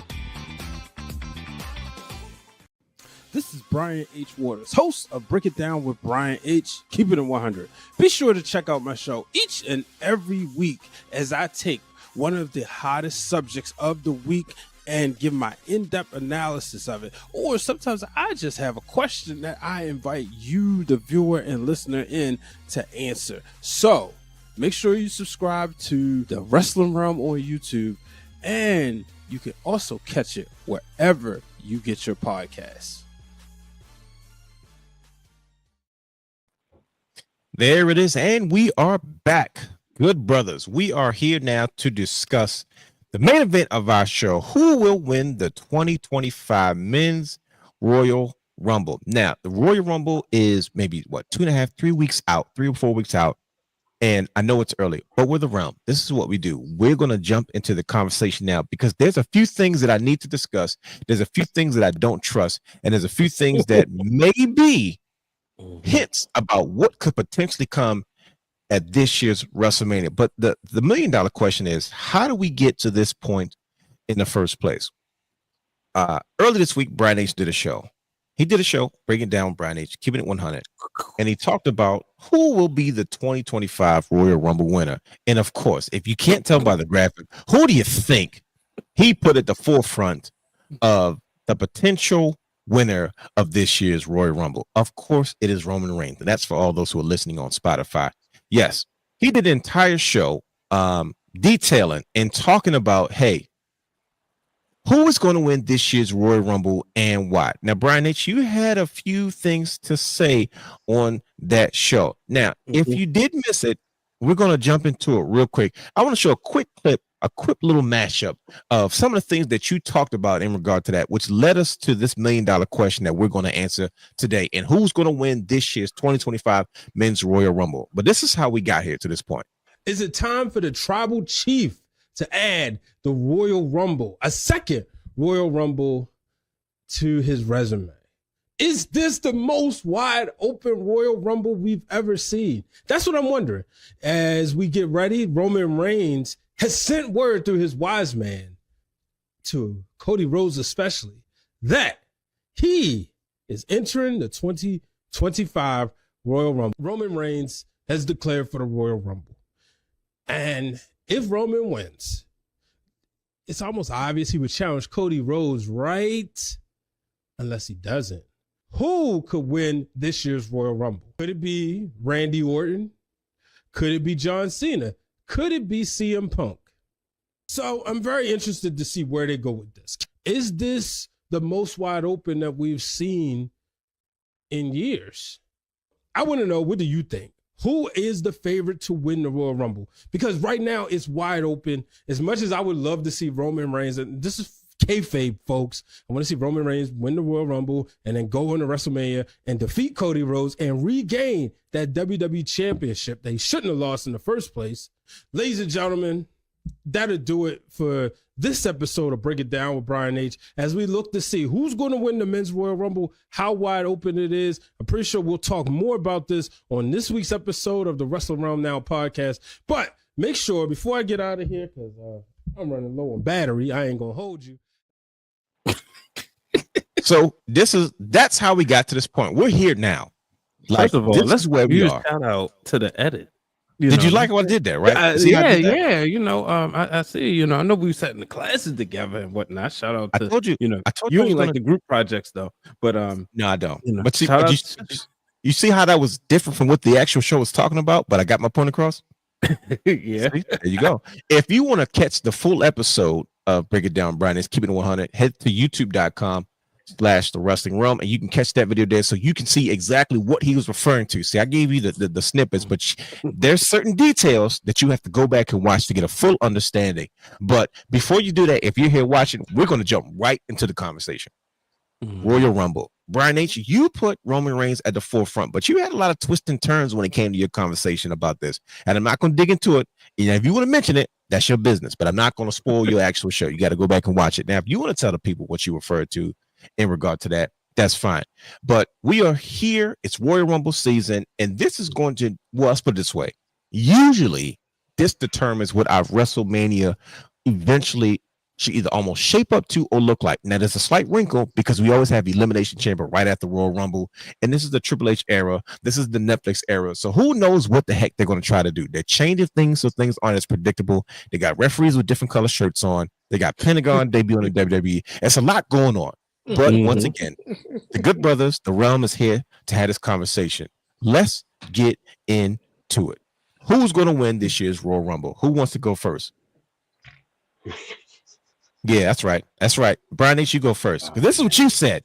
You put this out there. Our resident Bloodline member, Brian H., he picked Roman Reigns. And you know what? I said I wasn't going to spoil the show, but I just might now.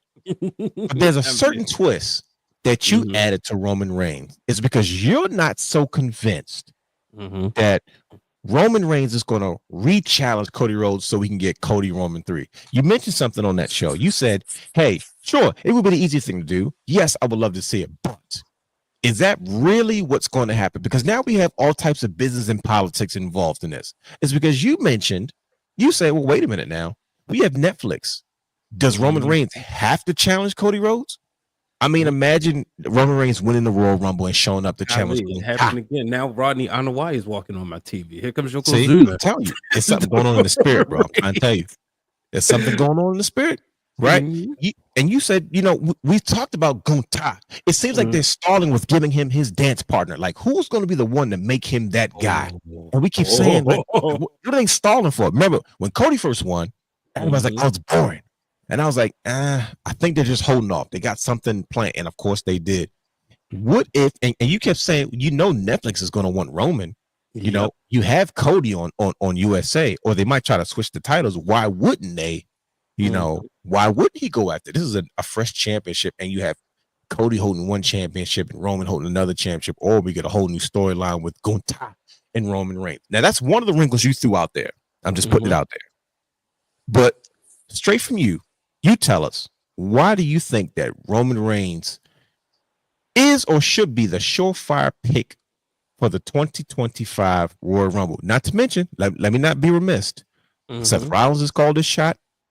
CM Punk has called this shot. John Cena has called this shot. Drew McIntyre has already called their shot. And I'm sure there's going to be a few other people behind these guys. But these 5 individuals, these 4 other guys, besides Roman Reigns, these 5 individuals have had very specific, very, very, very, very specific dealings with each other in regards to this. We're going to talk about Drew's point of view, because I think that's the most interesting wrinkle. But we're going to start with you, because you said Roman. So let's get down to this. Why do you think Roman Reigns is the guy to win this year's Royal Rumble? I mean, it's a wide open Royal Rumble, a new Royal Rumble in this Netflix era. And like I said, when you look at Netflix, they want a star each and every Monday night. Now, Roman Reigns, those checks, he don't even have to be there. He's still the star of the show. Paul Heyman has showed that. Anybody in a feud with Roman Reigns is a made man. You know what I mean? Most people may say, LA Knight might be questionable, Finn Balor might be questionable. But I mean, just look what Drew McIntyre did after the feud. He kept rising to new heights. So, and that's also what makes him the greatest of all time, So you put Roman in there, you have him beat Gunther. Like, Gunther's going to elevate because he's going to have to chase him back for that title. And I don't know if you go back and forth, 3-4 months down the line, but I think with Roman on Netflix, it's a great thing. And then you can have, for a little bit, not the whole time, but for a little bit, you can have your 2 top guys on different shows with the belts. At one point, we got to remember the very first WWE draft, right? The first for SmackDown was The Rock. The first pick for Raw was Stone Cold Steve Austin. It was a reason for that. And Triple H was the champion. So at that time, he had the rule you could go to both shows, right? When they was doing it later on, Becky was on one show, Charlotte was on the other. True. So, it's when you're really establishing different brands and you're really establishing it. I think, that there's your winner. You're going to have Rollins and Punk, they kind of cancel each other out, but we know Rollins, he's keep thinking about Roman. He can't get him off of his mind. Drew McIntyre's trying to check him and tell him, like, you're missing the point here, but it's a lot. So, I'm with it. Roman Reigns, baby. Let's go. All right. Who wants to go freaking next? Brother Hugh, brother Guy. I'm telling you, this is not going to be as simple as they're trying to make it seem. And I can't wait till everybody goes through so we can put it all out there. And then we're going to have a freaking conversation about this, because we're going to get to the bottom of this. We're going to get to the bottom of it early, and we're going to watch how this plays out in the next 3 weeks. I have no idea who's going to win, to be honest. But I want to address something real quick. Brother Guy just texted me and said, if you say Tongaloa, we will not be friends. That's exactly what he just texted me. He read my mind. But no, all seriousness, he ain't lying. He said it's wide open. But when John Cena came out and declared for the Royal Rumble, I immediately thought, I was like, John Cena, Cody, that would be great. I keep talking about this spinner belt, this, that, what have you. And I'm like, Brother Hugh. But then I thought, I was like, yeah. Have you noticed? I'm sorry, I don't mean to cut you off. I want to slow this down just for a quick second. Have you noticed all the spinner belts that have been in the audience between him and CM Punk? Hey, see, people keep thinking I'm crazy. I keep telling y'all.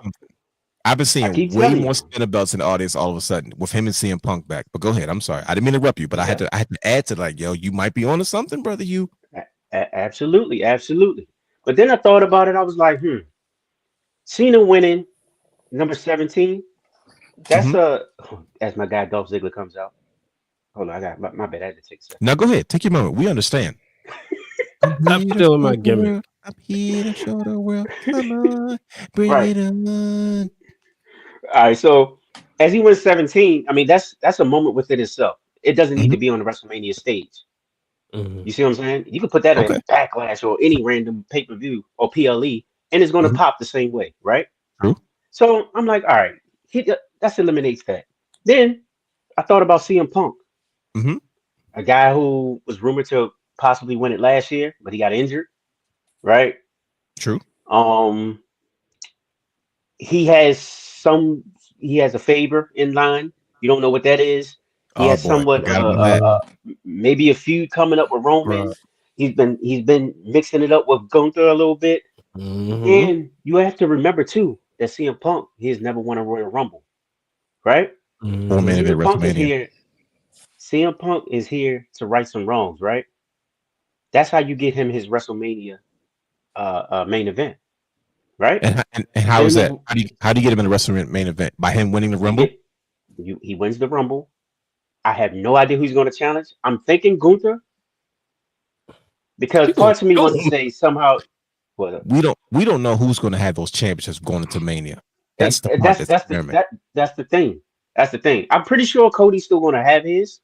Mhm. That's the only one I can pretty much lock in, right? Cody's Okay, going to have that because got it. he's the big time superstar now, right? He's carrying the Hmm. company on his back, right? And that what the final boss said. Yeah. And then Mhm. so that's what takes me to Gunther. But then the thing Hmm. with Gunther is I don't see him losing his title yet because It's early. we're so used to him having these long dominating reigns, right? Facts. Yep. So it's still up in the air with me. So like, but You I look can conflicted, by the say way. this. You look conflicted. I can say this though. I think Yes. CM Punk he gets his WrestleMania main event because he wins the Royal Rumble. Okay. This is one So of that's those. fair. These one of those wrongs that he's going to right now this year. All right. And he definitely had a showing in last year's Royal Rumble before he tore his pec off the bone. Yeah. His Yep. his tricep was his tricep Tricep. tricep Tricep. off the bone, yeah. And I mean he showed off. And CM Punk to me, if you look, he looks ready. He looks like He he looks does. like former CM Punk. He's jacked. This is the most jacked he's ever looked. So you think they got to right this wrong? CM Punk has to win the Rumble. CM Punk has to man in WrestleMania. That's like a bucket list. I feel like it's in his contract. They owe it to him. What what And I'm why hoping would is somehow my bad.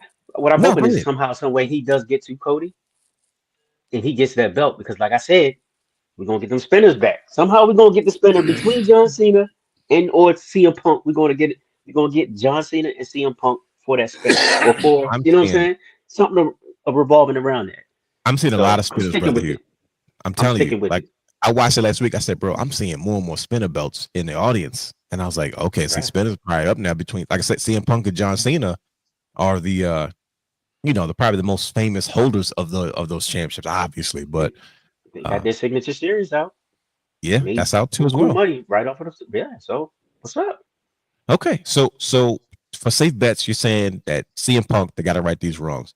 So Brian Nixon's Yeah. Roman, Netflix money. It's the agenda is to get him to where the money is. That's where the most eyes are to the product. Okay, boom. Hmm. You're saying CM Punk they got to right the wrongs. What about you, brother guy? Let's talk to the people. Who do you think wins this year's 2025 Men's Royal Rumble? I said I wasn't going to do this because all 2024 Triple H had us second guessing, third guessing, trying to figure out what to do, and it drove Fact. us insane. And I said I don't want to do this in 2025, but here we are today, about to do it in 2025. Mhm. So when you break down 2025, right? Yep. Cena has already announced that this is a retirement tour. Why would you leave money on the table, let him win the Rumble, and lose the title? Well, you could go all the way to December, make all of the money the entire year by having Cena do all of these things because what is his catchphrase? Never give up, right? He Yep. said something miraculous has to happen for him to get the title, right? You got Hmm. all year to play this out. You don't need to waste in the first month. Well, I'm sorry, in February. Cena comes back, win the Rumble. Then we're not going to see him. Then Rumble happens, right? Mania happens. So I think that he gets a match at Mania. I don't think he wins the Rumble because there's no money to be made if he wins right now. You're going to still make money, but why not do it the whole year? You got to go all these international places this year. You got to take Cena there. He's got to get the crowd going. I'm going to do this. I got this. You've been with me. We're going to the last. This is my last chance, right? That's one. Yep. Two, I hate to say this. I want you to think about this. Has Cody Rhodes become Charlotte Flair? What is Cody without the belt? Don't do that. Cody drops that belt. What's going to happen? First of all, don't talk smack about my girl. Well, it's the truth. Think about it. What is Cody without the belt? So everybody keeps booking him to lose. Charlotte Flair. Yeah. Right. So if you book him to lose, what's going to happen? Do we want to see another chase, another story to be like? He's still writing these chapters. For him to lose it, it's got to be something meaningful. It depends, brother guy. What if he has to feud with The Rock? That's like fighting for a championship right then and there. So well, that's what I'm saying. It's got to be something because he beat the biggest star. It's got to be bigger than that. Yeah, right. And that's what I'm saying. Without that belt, it's not going. It's like, oh, you thinking the Wolves going to have as much impact without the belt? He's not fighting for something. Because it's so dramatic. He won that championship in such a dramatic fashion. It's almost like, well, if he's not involved in something that dramatic, it's going to be like a letdown. What is he going to be? Just another guy on the roster? So that's actually a good point, brother guy. Keep going. This is good. So then, look at this. Look up here and it says, "All for the guy spitting facts." I told you, you starting to sizzle. So here's the biggest thing that we got to think about. Everybody keeps saying Gunther, because I was the first one saying they're going to put him on SmackDown because, Netflix wanted these people. Netflix need WWE Championship because the world title was created just for USA. Let's call it what it is, right? So Gunther keeps showing that he's there. Does he have the star power as many of these other superstars that we're naming? No. But could he potentially have it by Mania? We don't know because Triple H can turn the engine on real quick and Gunther be the biggest threat to anybody that wins the Rumble. We still have other people that we haven't even named, like a Damian Priest, a Finn Balor. We got a Sheamus, who LA Knight. All of these things, all these people we still haven't named. But when it comes down to the Rumble, I think Hollywood said it, sometimes you always do like, is it the next person up or the next person that you want to see go that way? Everybody that we've named, we've already seen them do that. What better way than to give the person that didn't have it, and I hate that I'm going this way, that didn't have it, or have it come down to Roman and CM Punk. And CM Punk said, I'm cashing in my favor, get out of this ring. And that's how he wins. Now, what if the favor's not with Roman Reigns, it's with Paul Heyman? That's my favor. Anytime, get out of this ring. You told me, or he gets eliminated. I'm taking Roman's spot because I'm going to win this. Get out of it. We don't know what that favor could be, but you talking about our biggest twist? What better way to get the fans more invested in Roman and saying, oh, he got screwed totally. Or CM Punk cashing on that. Can you take him out of the mix completely and still sell a pay-per-view? For example, no, this is go ahead. Like I'll give you a scenario. You can keep going because this is getting good. I don't want to stop you, but I'm intrigued now. If Roman Reigns loses, Royal Rumble, doesn't win, but he finds his way into the chamber, and CM Punk goes, "Okay, cool, I want that spot." Paul, you got to tell him to take a back seat because I don't have a spot in the chamber match, and I want that because Seth Rollins is fighting with me, Drew McIntyre. I'm about to beat both of these guys up, and I missed my opportunity, but I want a spot in the chamber now. And you know what I mean? Paul Heyman's got to convince Roman that you got to get a spot up so CM Punk can take your spot. Do you take him out of a match knowing you have? If you sell Elimination Chamber, right, and you say Roman's going to be in a card, he's going to be in a match, and then all of a sudden you say, okay, no, he's not. Can you still do that, or is that like something you wouldn't even touch? So 4 years ago, I would say, no, you can't. Yes, in this era, because how Triple H can formulate things, and I'm not saying he got to take him out of Royal Rumble or Elimination Chamber. I think the favor is going to come in before Mania to change the landscape, because remember back, and Triple H lived through a lot of the good things and the bad things in prior. I feel that we're going to get a multi-man match for one of these belts, and it's going to be centered around the favor, because remember when Rey Mysterio won the Royal Rumble, Randy Orton was in the match and he beat Ray, but he said, no, it's going to be a triple threat match. Remember how that match shaped in a short amount of time. Why can't we have a similar situation where it's Roman and CM Punk and somebody else? Why can't we have that combination? We're going to get the best of all the worlds, or you still got The Rock lurking as, you know, the final boss. No, this is Roman's spot. This is what he's doing. You don't know what this is going to shape up, because I really think winner of the Rumble, the winner, I really hate that I'm saying this, CM Punk is going to win this Rumble in one way or the other. What? Because the money is he wanted to say that from the beginning. The money to be made is CM Punk winning it, because let's call it what it is. His time is ticking. Yeah. You got to do it now. It might not be WrestleMania 42. He has to do it. If it's not this year, he's going to fade. He's going to become a special attraction that we're going to see every once in a while. If it don't happen now, it's not going to be a WrestleMania 42. It's not. I'm telling you that it will not be a. And here we go again with this. And he's already had a health scare. Like, he's had a bad injury already. He's like, yo, if I don't do this now, I don't know if my body can physically hold up long enough. Yep. Because think about it. Seth has been there, done that. Seth wants to be Roman. Let's call it what it is. Seth wants to be the person that when you say WWE, you say Seth Rollins.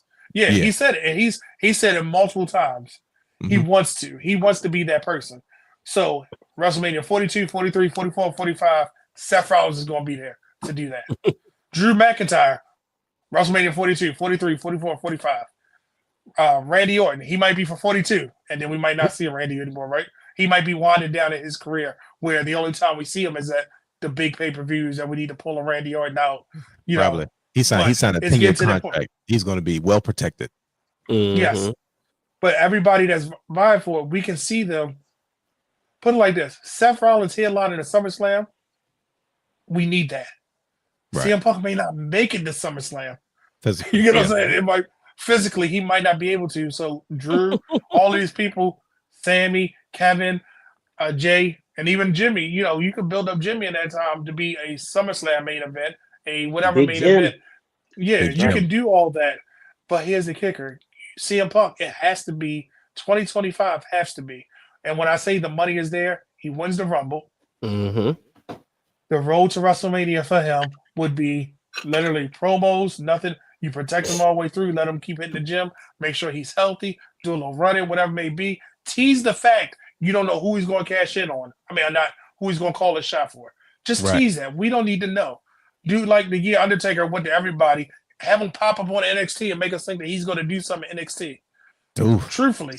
You know what I mean? Like, it's so much. Yep, it's so much to do with CM Punk right now. On the road to WrestleMania as well. Yeah. And when he picks his shot and he goes for either the world title or WWE title, it's going to be a thing where that's going to be the moneymaker right there. Because post WrestleMania, now you can revisit him and Drew. You can revisit him and Seth. You can revisit him and whoever he beats for the title.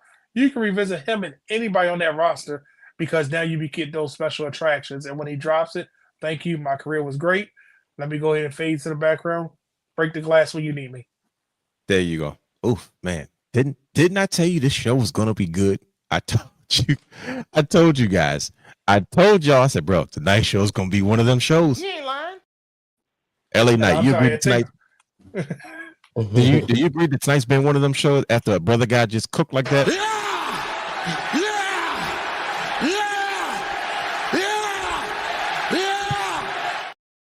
LA Knight is fired up. He might be upset we're not talking about it, but he agrees that tonight is definitely one of those shows. Well, god freaking dang. Ah, man. The crazy part is nobody mentioned Seth. Nobody mentioned Drew. We got a quick shout out of Randy Orton, but let's talk about Drew McIntyre for a quick moment. Brian H., I want you to pay very close attention, because this is coming for you, Mr. Bloodline. Drew McIntyre, he interrupted CM Punk. CM Punk had issues. He was calling a shot, letting it be known, hey, I'm back. I'm feeling good. 46 is just a number. This is my year. This is what everything that brother guy just talked about, and how important it is for him to have this run right now to get the most out of it. This is the best he's looked in a long time. And he's like, okay, he's got his mojo back. Here we are. And Seth Rollins made it very clear. CM Punk, I'm not done with you.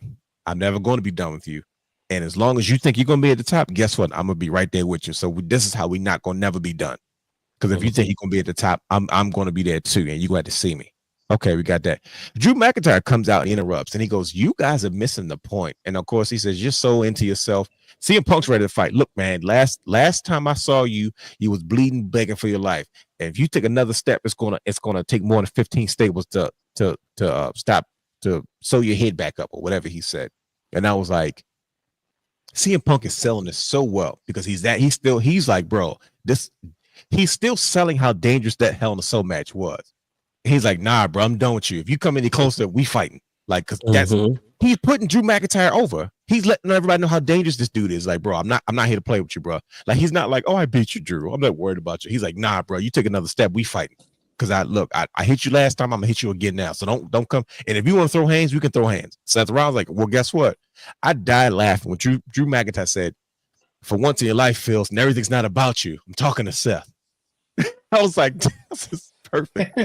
He said, for goodness sakes, and Phil, their jabs feel like they're coming from real. It's like coming from, no, this is serious. All their jabs are serious. These are two guys that felt this way about CM Punk, and they're using it. It's perfect. And we know both of their stories now. We know what happened with CM Punk and Drew McIntyre behind closed doors or backstage. And we know the relationship between Seth Rollins and CM Punk. Seth Rollins went into detail about their big brother, little brother relationship and how he felt about CM Punk when he kind of left and expected everybody to leave with him. And he's like, I think that's selfish of you. And then he just kind of ghosted everybody. So there's a lot of history there. But there was something that Drew McIntyre said that said, here we go, this Triple H does. Like, there's something real suspicious to what he said. Drew McIntyre said, why don't you all see what's really going on? He said, Roman Reigns has got his falafel back. He's talking about the Ulafala. He said he got his falafel back. He said, is that what he called it? He called it a falafel. Yeah, I was dying laughing. Exactly. It's so disrespectful. LA Knight call it like, the okay. Uchalaka. What did LA Knight call it? The Uchalaka or something crazy? I was like, oh. I said, why did he call it a falafel? That's a dessert or something. I don't like, what are you doing? And I was like, he's under the impression. He said, I've got to do what's best for this locker room. I've got to do what's best for these people. Is because Roman Reigns is about to get back in power, and you have no idea what's about to happen next. They're teasing something that's going on with Roman Reigns. Drew McIntyre is trying to convince the world, not just the world, but CM Punk and Seth Rollins, that we have to prevent Roman Reigns from winning another championship. It's because he's back at the head of the table. Do you know what's about to happen now? Do you guys remember the way it was when he was on top? He's about to get there. I have to be the one to prevent this from happening. It's because you guys aren't seeing the bigger picture. This is why I have to win the Rumble, because I got to do what's best for the locker room now. He's convinced that Roman Reigns is going to go back to being the same Roman Reigns he was now that he's back at the head of his table. But isn't that what Kevin said? Ain't that the same thing Kevin was saying? That's exactly what Kevin said. That's why they working together. That's the tease. Bingo, brother Hugh. Bingo. That's the match for Saturday night's main event. Yeah, make Kevin versus Randy and Cody right here. That's exactly why he brought it up. That's exactly why he said you got to watch your back around here. It's because they're saying the same thing. You guys are worried about the wrong thing. And you're talking about two guys that probably suffered the most while Roman Reigns was in power. Cody finished his story. Kevin Owens didn't, and neither did Drew McIntyre. And guess what? They probably should have twice over. Sorry, Brian Age. It didn't happen. I'm just saying. Nah, okay. See, I just realized he had the Bloodline t-shirt on. This is so tacky. Oh my God. I just realized it. Like, oh, I'm mad at you. That's why I said, you can't tell who obvious his song choice was tonight.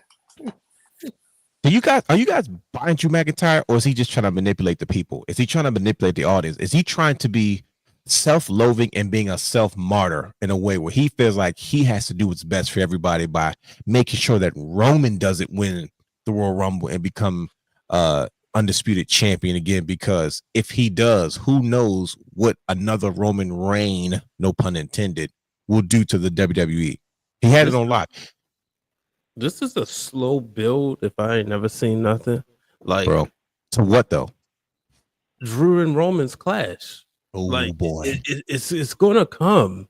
It's like right there for the taking. It's the layup. Like what you saw when it started with Jay and then so forth.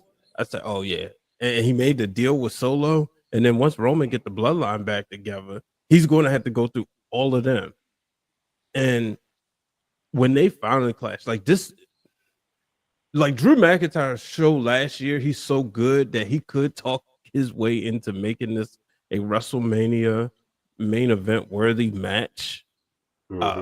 I don't think it will, just because, you know, with the Cody factor. I'm still holding out hope for the main event, my dream main event, which is Roman Rock. I'm gonna hold out hope until. But if that wasn't a play, Drew McIntyre could talk himself into this. But what I will say is, this could be something that would happen like at Clash at the Castle again.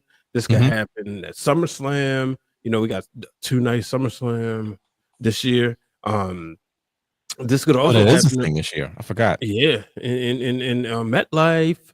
So, oh boy.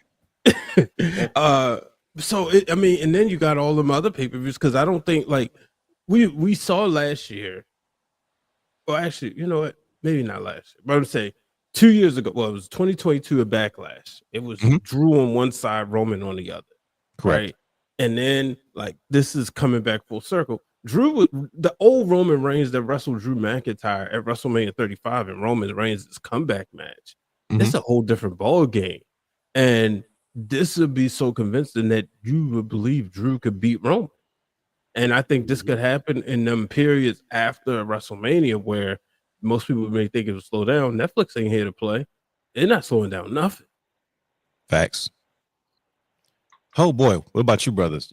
Are you guys convinced of what Drew McIntyre is saying, or is he being self-righteous? Is he just trying to put himself where he feels like he always belongs? There's a couple of people in Kevin Owens, Drew McIntyre, Seth Rollins, guys. You could even say CM Punk, guys who feel like they belong at the top and they're not there. And it's obvious that Roman Reigns seems to be their biggest threat, especially if Solo Sikoa acknowledges Roman as his tribal chief. If the Gorillas of Destiny acknowledge Roman Reigns as their tribal chief, if Jacob Fatu acknowledges Roman Reigns as his tribal chief, Big Jim and Jay can go about their business. But what if Roman Reigns what if they start following behind him and they get back to business? And this is a much more dangerous bloodline, but now Roman's got control of them. Not that I would trust it, because I think they would turn on Roman at some point. But yeah, I don't want to see it. Like, I thought the Usos and Sami Zayn were bad enough running around with Roman Reigns and Solo Sikoa. You talk about Roman Reigns leading Solo, leading Jacob, leading Tama Tonga and Tongaloa. Sorry, brother Hugh. Like, that makes me nervous. And I'm like, I didn't see it that way, but you know what, Drew? You brought it to my attention, and now I'm nervous. What about you, brother Hugh? Are you convinced that what Drew McIntyre is saying? Do you believe that Roman is just buying his time to go back to the way he was? Wouldn't that be the sickest heel turn ever? Wait, you get all the fans behind you, and then you go right back to being evil again, but you're bigger, badder, and stronger than ever. Not you, Brian H. You know you would like it. I'm not gonna lie. Something I, but I would actually love it if he did that. No, you doing the Brian H. thing. But because he remember how good we was eating. Yo, I mean, the facts. It's facts. But at the end of the day, I don't think Roman turns. Well, if you look at Roman when he returned to SummerSlam and the things he's done since then, he's been changing slowly, right? He's been giving in slowly, right? If you listen to him and Jimmy was talking back in the day, look, I've been here for you. You got to ease up a little bit. When Jay and Sammy came into the picture again, look, all right, if we're gonna do this, we're gonna do this together, but we're not gonna be under you. You see what I'm saying? Right. This is for all of us, right? Roman has been giving in, right? He's been changing. Sure. Right? He doesn't see what he does see himself still as the leader, as the tribal chief, of course, but he doesn't feel the need to actually lead them in that manner the way he did before, right? It's not necessary. Yeah. Right. So he could actually run that whole bloodline, maybe even including the new bloodline, right? The way, as a babyface, and it can still be dominant. Who's going to stop him? Run. Ho. Time out, brother here. as a baby face? Where are the He bad guys can. that are gonna beat up? He can. The bad guys is going to be those guys like Drew, those guys like Seth, He Gunther. like he KO. needs he needs crazy Jacob Fatu and Solo Sikoa on the same to take out him. Hey, bro. No, I don't Honestly, trust. you still can't even trust. You still can't. I still can't even trust Solo, I to be don't trust honest. him. And then you still have The Rock out there. Who knows what's going on with this guy? Final He's boss. on all type of. I don't know if he's the final boss anymore because what he came out and did that's not final boss worthy. No, that's no. Yo, so That you wasn't the still final boss. mad? Yes, Brother, that wasn't the final he's boss. not happy with that. He, I want he, my promo. now what about? Let's go back to the night after WrestleMania, Brother Hugh. Do Mhm. you think that what The Rock told Cody Rhodes has anything to do with why he's acting the way he's acting right now? Remember we were confused. He came out the night after WrestleMania and he cut the promo and he said he handed him something and then Roddy Rhodes looked at it, handed it back. He said, "Yeah, one way or Don't break another, my you heart. and I are Yeah. going to dance. There's this Mhm. unfinished business." And then he was nice to him on TV. And then he was nice to Roman Reigns when he seemed like he was upset about certain things. And he re-acknowledged Roman Reigns as the head of the table. You know, now Rock has made it very clear. He is the chief. I forgot the He's honorary the high chief. chief. Yeah. Yeah, you know, so he's also the chief of WWE because he's he's on the board. Mhm. So and it's like, okay, all right. At the table. Yeah, He's playing game. literally. He's playing games with everybody, man. I think he is too, though. I Bingo. He's think The Rock definitely is playing definitely games. playing games. Yeah.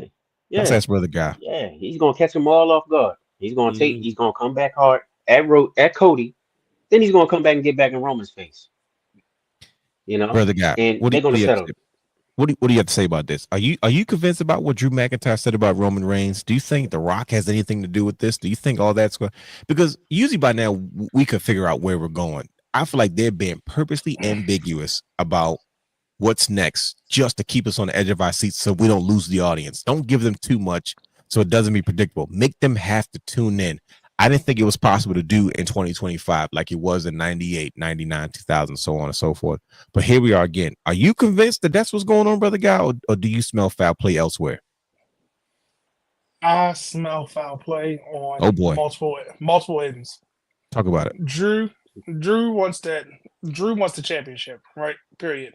He wanted the universal title. Clash at the Castle should have been his moment. We were Mhm. all rooting to say that was the time that he should have took down Roman. Didn't happen.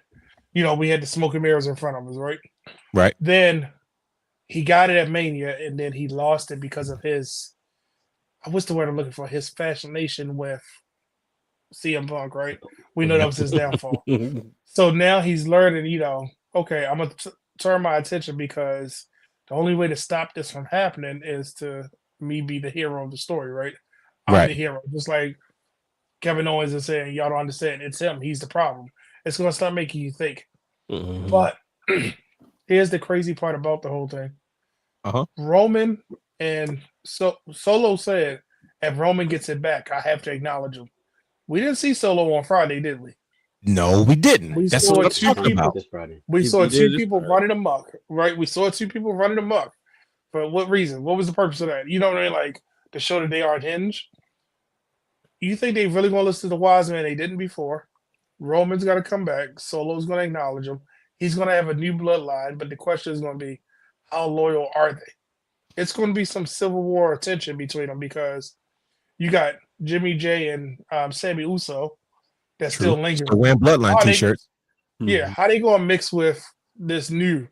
You know what I'm saying? So I think if that comes together, like you said, like who they going to beat up? I mean, I'm sorry, like you said, who they going to beat up? Who are the bad Are they going guys? to keep beating? Who they going to keep beating up? Kevin and Drew? Who they going to keep stopping? You know They what I mean? don't need So all of that muscle for Kevin and Drew. right, and Seth. But I think Oh the my God. biggest problem is it's going to be a thing where it's going to be another faction warfare between the bloodline and anti-bloodline, those type of people. And I don't trust Rock. I think the Rock is going to be the one to say, "This is bigger than family. Get it together. We got to do this.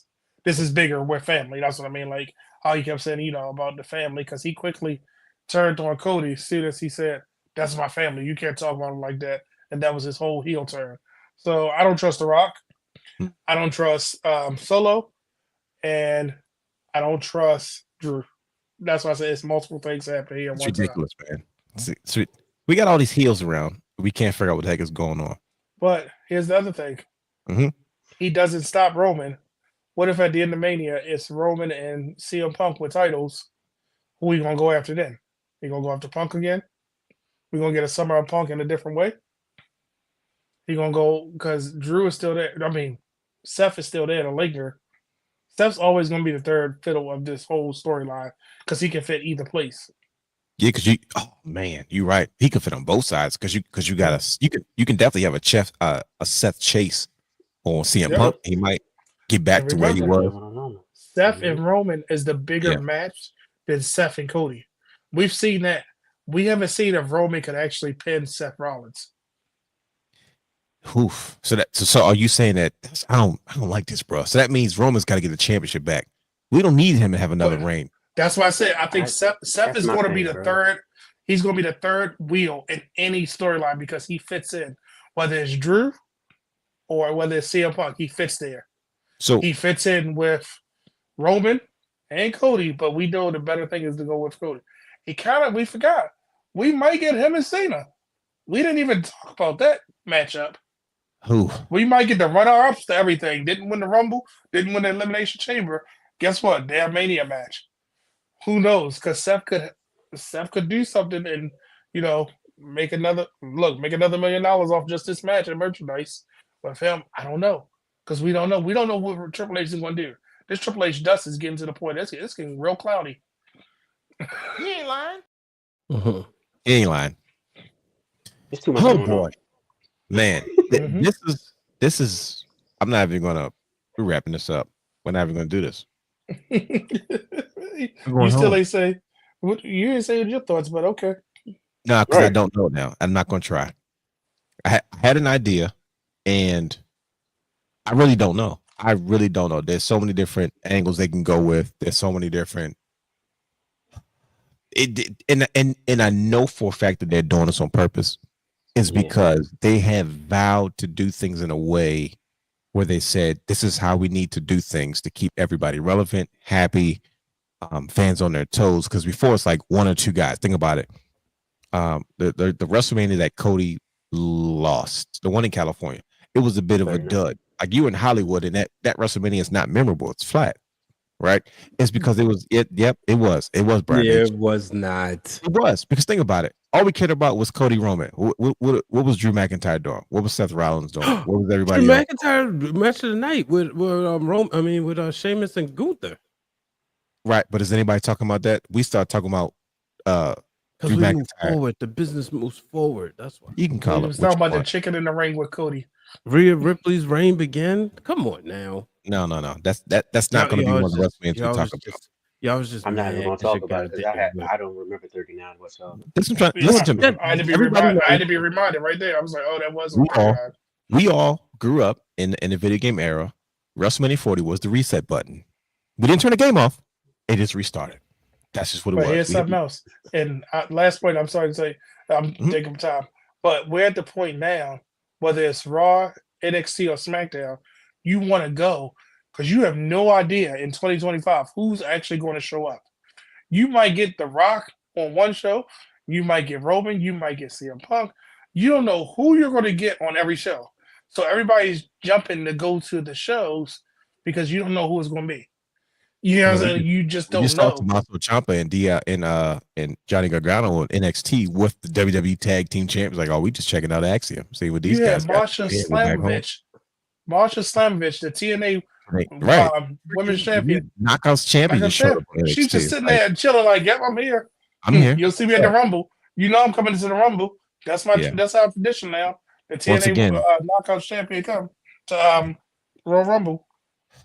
There's so many wrinkles. That's why I say Joe Hendry about to win that title on Sunday because he's going to show up at the Rumble with that. He has to. heavyweight championship. Yeah, There's no way in the You world think that he the doesn't. World- You think they'll do that with their world champion showing up in the Rumble? why not? I think so. They did it with the women, and you can't have Nick Nemeth come back as champion. No, because people are gonna be like, "Why He is has to Dolph be Ziggler Dolph have?" Ziggler. Yeah, Yeah. exactly. So put it on Joe Hendry. That's like a waste of a pop if he comes back not as Dolph Ziggler Right. and his good music. Right. It No, has he's to gonna be be Dolph backstage. Ziggler. Say, hit Mhm. my music, the good one. The good one. Oh boy. Mhm. I don't know, man. This is insane. There's so many avenues we can go, and I have not come any closer to. The problem is everybody gave convincing, like, arguments, right? Like think about all the things that you guys said, and then everything the wrestler said. CM Punk had me sold. I said, "Oh shoot, he might win this one." But then Drew McIntyre came out, and I was like, "Wait a minute, now I'm paranoid." And then Roman Reigns made it clear, like, wise man set it up. It's not like. Think about the story of Roman Reigns. It was the rise to the top. It wasn't a rise. He just took it. He got to the top. Then there was a fall, right? And then there was the valleys. Like, has peaks and valleys. He got to the valleys, Yeah. and like he's done now. He's back on top. Now we're like, wait a minute. Roman Reigns is not staying down here. He's not taking the back seat. That means we better watch the rise of Roman Reigns again. But what the heck does that mean this time? And that can be scary, which is what Drew McIntyre's whole point is like, are we not seeing a bigger picture here? Kevin Owens is saying the same thing. Are we not seeing a bigger picture? Do y'all remember what it was? He was at the top. He already made it clear. I miss being at the top. I miss having the locker rooms. I miss people. You're in my begging. way in life. You're in my way in life. He said. You Roman's asked at me the about Cody. buying houses. I said buy them all. Like, that's how much money y'all making. Like, and who's to say what that will turn him into once he gets back to that spot? A spot that there's no doubt in my mind. The Rock has made it clear to him, you need to be there because we have to protect our family's legacy in this business. And I sit at the board of the same table where my father was discriminated against, where my grandfather was discriminated against, where my uncles weren't given the opportunity that they truly deserve based off their buy rate and their draw. And now they're running the show. Get out of here, bro. We don't need no more bloodlines. Don't forget Hikuleo is signed to WWE. Don't forget Lance Anawai is signed to WWE. I don't care if they report us to NXT. I haven't seen either one of them on NXT television yet. Yeah. I haven't seen reports of new names and nothing. So like, these stories are far from over, and we're started. This is not just about the Royal Rumble. This is about multiple stories that's going to lead us to the road to WrestleMania. The road to WrestleMania is going to be like its own PLE. We're going to be exhausted by the time we get there. It's because they have kept us occupied. You just Rumble, we know who's winning. Elimination Chamber, all right, we know who's not going. We know who's on the other side. Then it's like, let's just ride us out to Mania. They're going to slow walk this, and they're going to keep us literally on the edge of our seats until we finally get to the biggest show of the year in Las Vegas in WrestleMania. Good brothers, you guys did a phenomenal job tonight. I'm talking AJ Styles.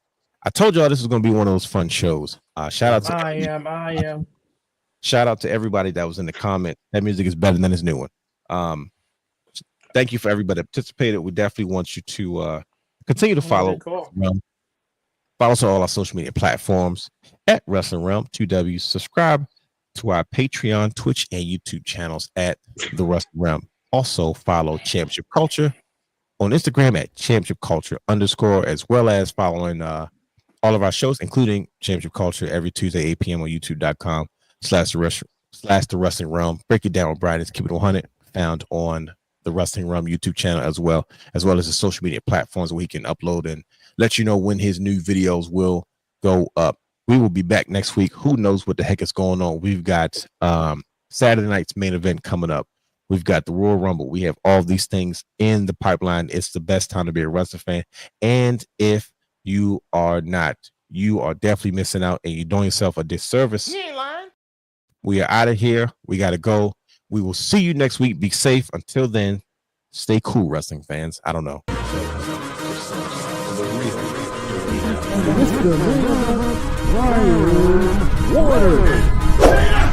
Houston, we have a problem. For all exclusive shows and bonus material, subscribe to our Patreon channel at patreon.com/thewrestling_realm.